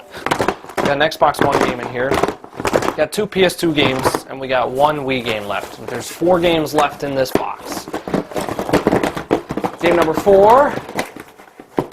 Feeling pretty good about this one. We play. Now I suddenly don't feel good about this one. Alright, well. Let's play some... We play. Do you? I have to face this way because that's where my sensor bar is. I'm sorry. Off we go.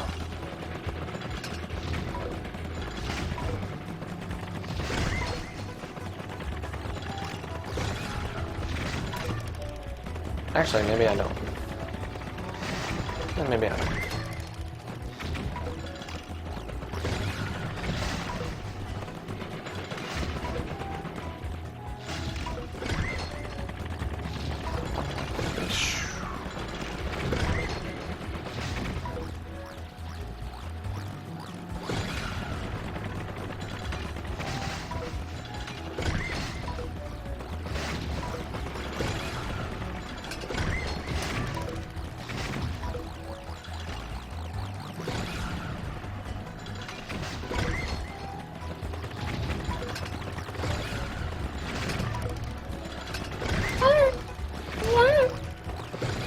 Nice. Perfect 300. Perfect 300! Yay!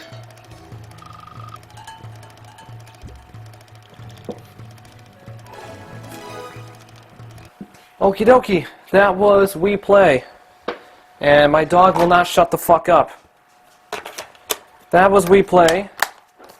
Fantastic. No. Not fantastic. We got 3 games. Got 3 games left.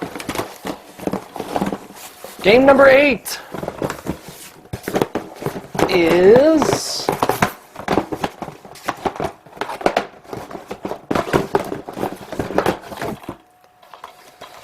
Fairly Odd Parents Breaking the Rules.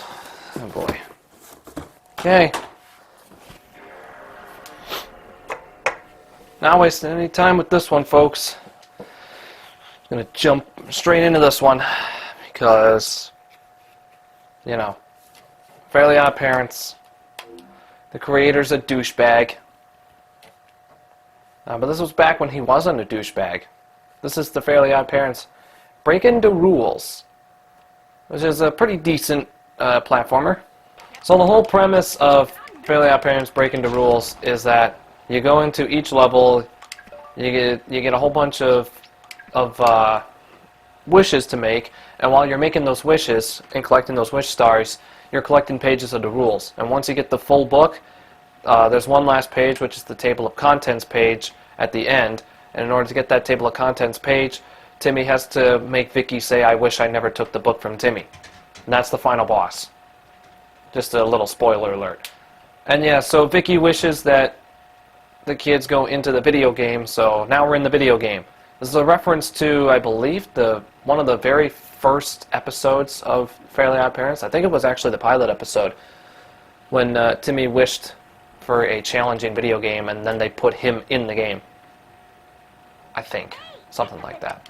One of the things that Cosmos says is a reference to the disclaimer screen from Silent Hill, I believe. Or Resident Evil.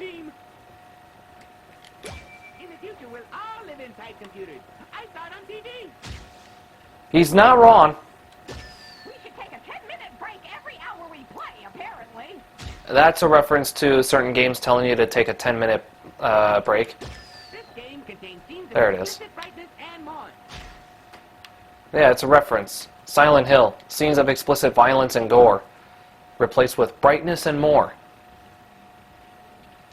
These guys were nerds when they made this game. Wouldn't be surprised to find that the programs inside this computer were involved in a bizarre civil war. I don't know if that's a direct reference to a future event involving multiple PlayStation 3s being converted into a fucking supercomputer that the military used. Because that was a thing. But then again, this game came out, what, 2003? Yeah, 2003. We could play Battle for Bikini Bottom. We could play Crash Nitro Kart. We could play Ratchet and Clank Going Commando, but instead we're playing Fairly Odd Parents Breaking the Rules. Wow. I'm wasting so much precious time. Whoa, my god, okay. Whoa! Ah, fuck, I fell in the lava. Well, shit, okay. Here we go, we got the bonus round. Okay.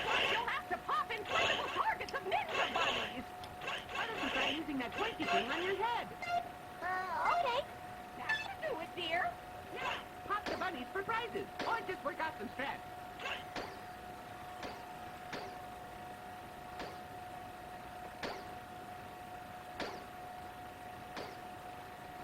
Yeah, this level's pretty cool. In that, you know, they often reference video games and stuff, especially during the boss fight at the end. I'm not going to show that off because, you know, we're going too deep into this game as it already is. I mean, we went in too deep after completing the tutorial. It should be illegal to get past the tutorial. Nobody should play a game that's based off a show that's created by a fucking moron. And I used to respect him. That implies there was a time that I used to respect him. Alright, Timmy, go through the safe door, please. Thank you. Okay, now that we've done all that, it's time to talk about the last two games because my camera's microphone decided to take a shit. Game number 9 was MX Unleashed, a fun extreme sports game made by Rainbow Studios, who also made the first two ATV Off-Road Fury games. MX Unleashed is essentially the same as ATV 1 and 2, except with motocross bikes. I like messing around in the practice mode, as well as the freestyle mode. Freestyle mode allows you to do whatever you want in an open area. Just don't go out of bounds or else...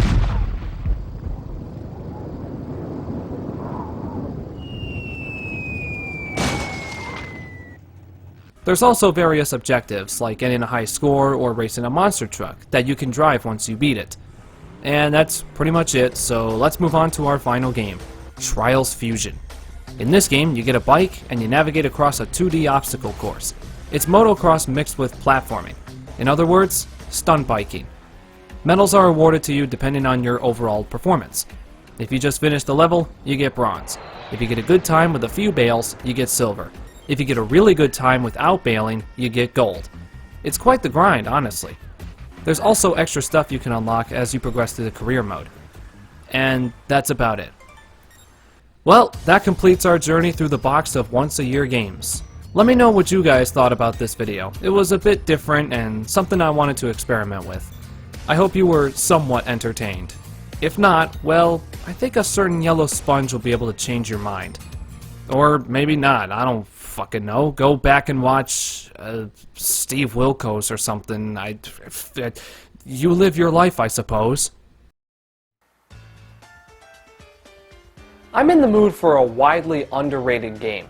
A game that was never really that good due to its reputation, but has received enough love to get a modern gen remake.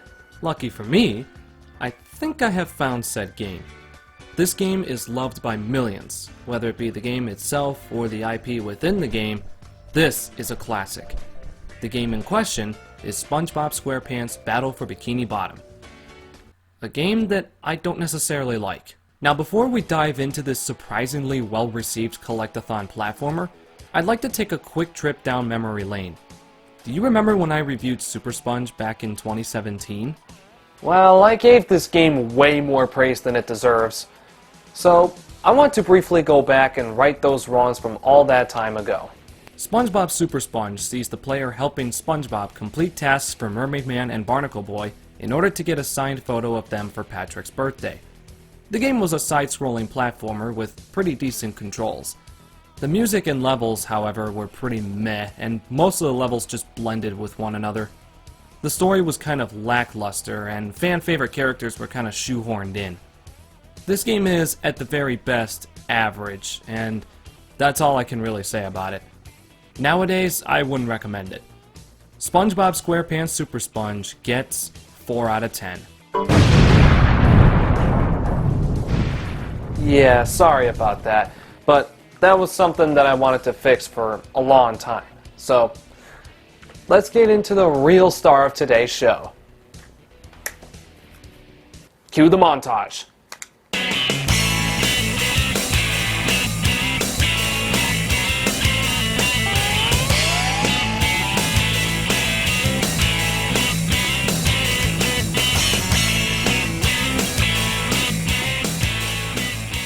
SpongeBob SquarePants Battle for Bikini Bottom was released on Halloween 2003 in North America and November 28th in Europe. The console version was released for the PlayStation 2, Microsoft Xbox, and Nintendo GameCube. The game is a collectathon platformer and is therefore considered a Mario 64 clone. However, like the aforementioned Super Sponge, this game does provide some originality to the table, which is what allowed this game to stand out and be a fan favorite nearly 2 decades later.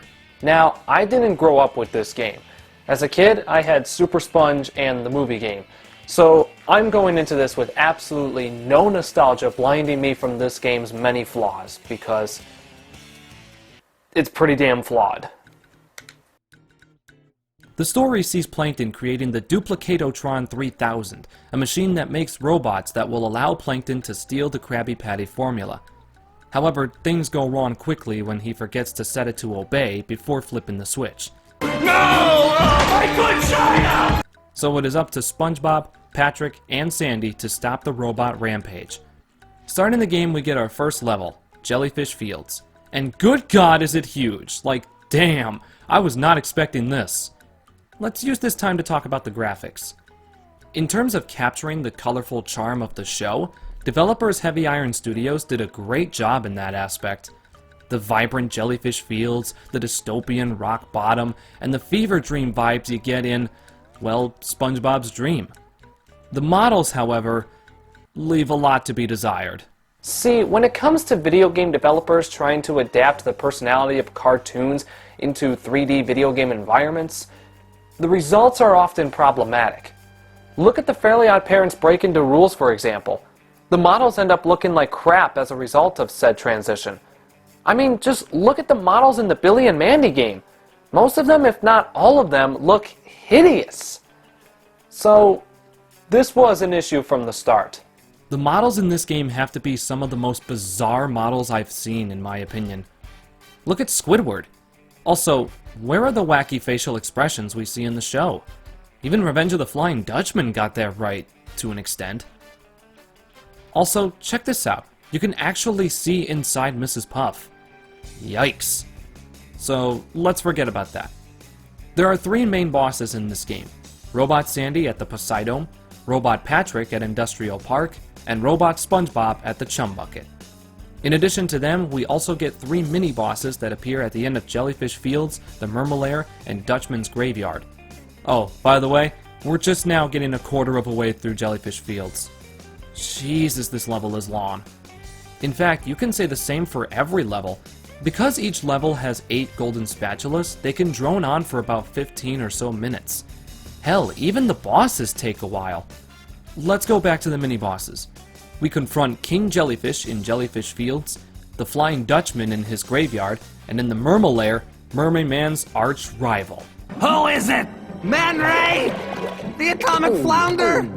The dirty bubble? No, worse than that. Who could be worse than the dirty bubble? Prawn! Oh no, not Prawn! Wait, who's Prawn? Did someone call? Oh, you. Yeah, Prawn exclusively appears in this game and then never again. Strange. BFBB is an open-world 3D platformer in which you collect golden spatulas to progress. You can also collect Patrick's socks.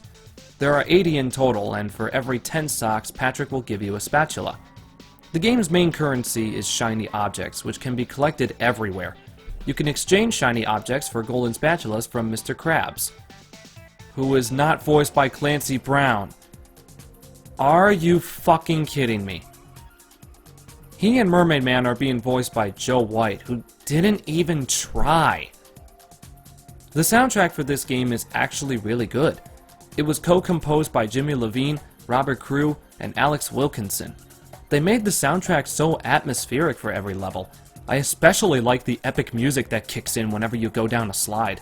The game has SpongeBob, Patrick, and Sandy acting as the 3 main playable characters. While each controls somewhat the same, they do have their own abilities. SpongeBob can use bubble power-ups, Sandy can use her lasso, and Patrick can pick up and throw objects and stunned enemies. Oh, and don't worry about getting all 100 spatulas, because if you think you'll get a true ending that wraps up the story, I'm afraid you'll be disappointed. All you get is another cutscene where the characters act out the show's main theme. That's it. One thing that definitely helped this game return to relevancy is the speedrunning community. That's more or less due to 2 major exploits that get used in runs that allow players to finish an any percent run in roughly 47 minutes. The first exploit is called Cruise Boosting. By pressing both the Sponge Bowl and Cruise Bubble buttons on the same frame while facing a wall, SpongeBob's Sponge Bowl momentum will be carried over. This allows SpongeBob to move twice as fast until you throw another Sponge Bowl.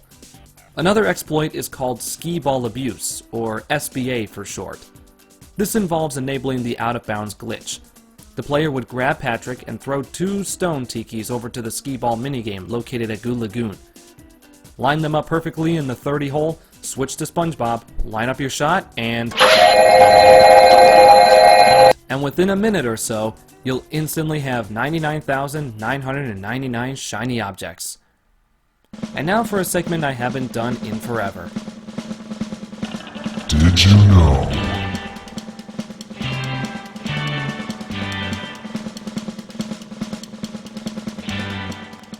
Did you know? Patrick's dream was actually going to be a legit level, but during development, any and all ideas were cut. And that's really it for Battle for Bikini Bottom. I mean, were you expecting a longer video? I want everyone to understand this. Like I said earlier, I don't necessarily like this game. However, just because I don't like the game, that doesn't mean it's bad. I feel like Heavy Iron would have definitely smoothened the edges had they been given more time to develop it. Usually I score games based on my personal feelings, but I also try to factor in other opinions. So for this game, I'm going to put my bias aside, because you'd be even more pissed if you saw my personal score for this game. I don't believe this game is worthy of a 10 by any means, even though many people say it should be. I think 9, 8, hell, even 7 would be a stretch. But I think this score will make everyone happy, as it still tells people that it's worth playing. SpongeBob SquarePants Battle for Bikini Bottom gets...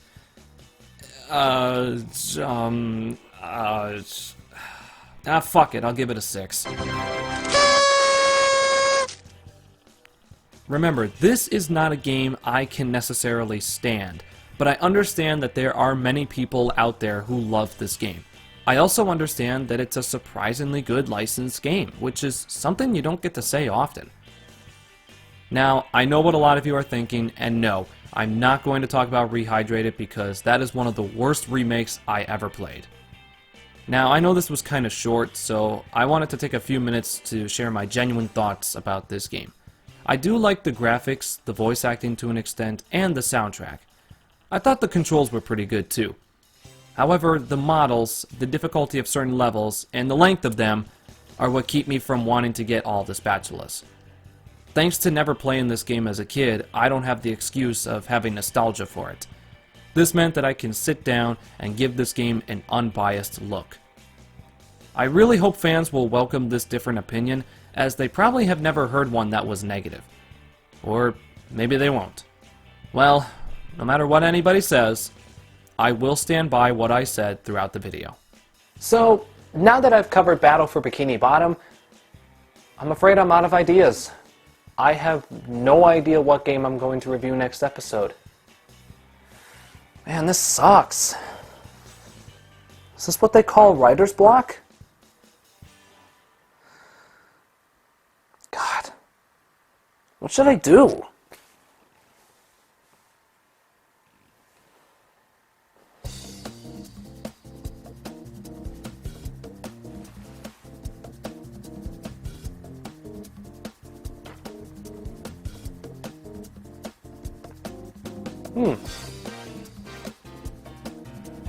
I have been teasing it a couple times.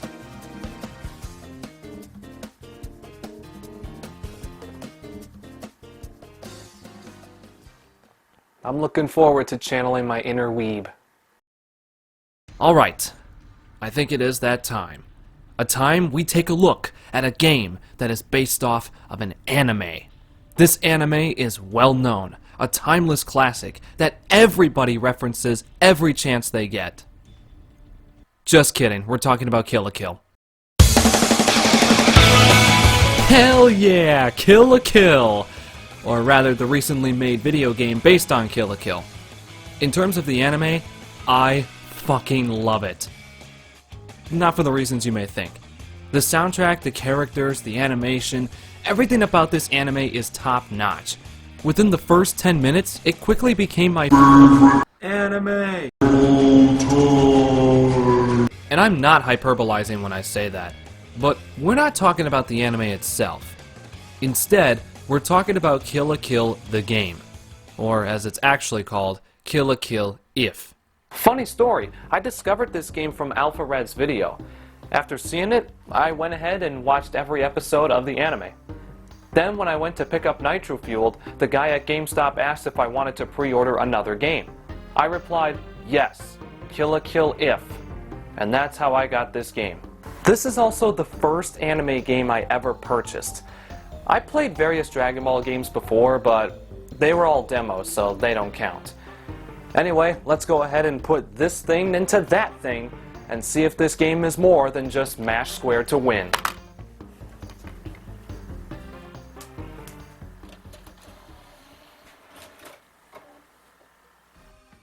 Kill la Kill If was released on July 25th, 2019 for the PS4, Nintendo Switch, and PC. It was developed by A+ Games and Arc System Works under the supervision of Trigger. This, like Dragon Ball, is a fighting game, except you and your opponent are placed in an arena. The player can unleash multiple attacks by pressing square, triangle, and circle in different combinations. Filling up this bar allows you to start what is called a Bloody Valor.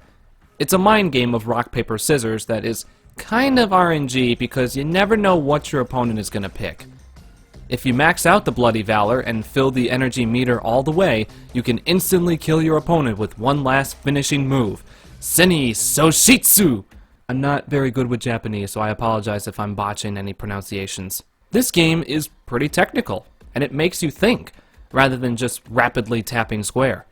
This is one of the reasons why I prefer this game to anything Dragon Ball has to offer. The story for this game is called Another Kill la Kill, a what-if story that takes place smack dab in the middle of the anime. For the sake of preventing spoilers, I will refrain from talking about the story, as I highly encourage those who are a fan of Kill la Kill, or just anime in general, to play the game and check it out for yourself. However, the story takes up a lot of the game, and there's only so much I can say about this game without talking about the story. So, I apologize if this video ends up being very short as a result. Also, this game, being based on Kill la Kill, is going to contain some not-so-family-friendly content. So, for good measure, today's review will be age-restricted. Anyway, let's dive into the battle mode. For starters, we have a decent roster of characters from the anime to choose from. You've got Ryuko Matoi, Satsuki Kiryuin, Uzu Sanageyama, Iragama Gori, Hoka Inumuta, Nononja Kuzure, Nui Harime, I fucking hate her, Ragyo Kiryuin, Mako Mankanshoku, and the Nudist Beach DTR. The latter two characters were added in as free DLC. Some characters are absolutely weak, and some are overpowered AF. What intrigues me is that the spike between no star difficulty and 1 star is actually quite steep. As soon as you move up to 1 star, all bets are off. The AI will throw whatever it can at you, and it can sometimes get really annoying. Here's a fun challenge. Play as Gamagori and fight Nui on 1 star difficulty. It is damn near impossible.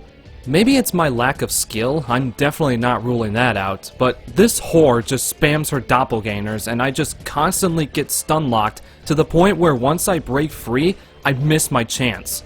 After 3 tries, I managed to barely beat her, and that's on 1 star. I can only imagine how Dark Souls-y the next 2 difficulties are. Obviously, Ryuko with her dual wield is the way to go. She's super strong, powerful, and just plain OP, making her the ideal character. She can literally take on and beat anybody. Right, Death Battle, you fucking morons? The fighting in this game really keeps you on your toes because of how complex it is. And yeah, there's always going to be that one broken character that everybody picks right away, but that would have happened anyway. It happens to every fighting game. I'm looking at you, Smash Brothers. Well, anyway, we also have some cool stuff to check out in the gallery, so let's head over there. The gallery is where you can play with digital figures, collect intel about the characters and terminology of Kill la Kill, make Isugi's nipples shine when he strips? Man, I hate it when that happens. And exchange your GP you earned in battles for extra content, like voice samples and the game's OST. And I gotta say, it's so awesome seeing extra audio samples from the voice actors in which they talk about the game and reflect on the recording sessions to you, the player. Everybody also describes Kill la Kill in one word, and I don't know about you, but Gamagori's one word is the perfect description. Screaming!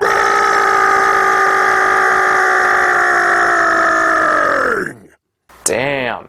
It's a miracle he still has a voice after all that screaming. Let me be the first to say that I love this. At first it may look intimidating seeing all of this locked, but it goes to show that there is some incentive for playing a bunch of battles both online and offline. It encourages replayability, which is something not many fighting games can say. For what this game has, it performs really well, and the combat is exceptionally addicting due to its complexity. Actually, remember how I said Ryuko is OP? I take that back. That title actually goes to Sanageyama. Anyway, there are more modes to check out. We have Survival Challenge and Covers Challenge. In Survival, you face as many opponents as you can beat in a row. In Covers, you're taking on a horde of enemies. The digital figures can be used to create dioramas for your own personal use. As you can see, this is a lot of fun. I used this to take some pretty awesome screenshots on my PS4.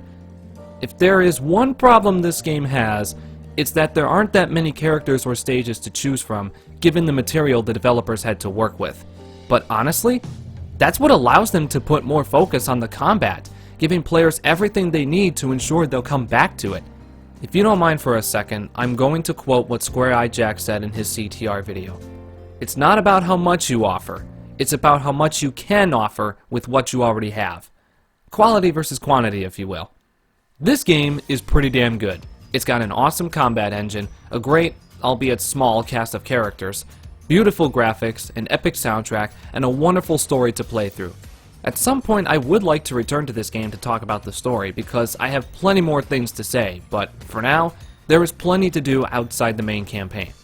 Even if you haven't seen Kill la Kill, this is still an awesome fighting game to try out, as knowing the characters and the basic plotline of the anime is simply a bonus, which makes this game all the more worth your time in my opinion. I'm not afraid to shout from the rooftops that this is better than Dragon Ball FighterZ. Kill la Kill If gets 7 out of 10. If they can just make a few more tweaks and also add some minor characters like some of the club presidents from Honnouji Academy to give this game some more character, I will have no problem bumping this game up to an 8. If you guys want me to come back to this game to talk about the story mode, let me know. I definitely want to do that sometime. But with that, John's Reviews Season 4 is in the books. I'd like to take this opportunity to thank every single one of you who watched the season at any point.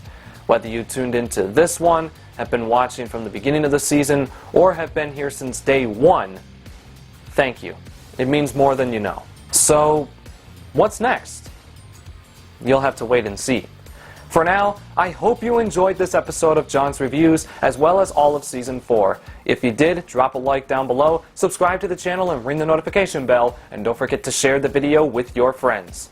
And if you think I've earned it, consider backing up the channel via Patreon. There is a link to the page in the description.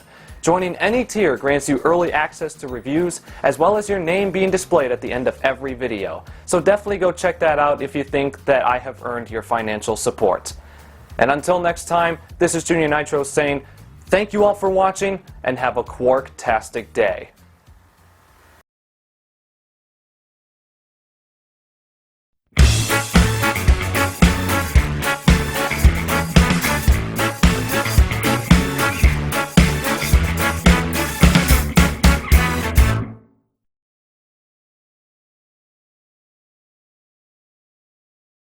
Real talk, when's the chair gonna be in the game?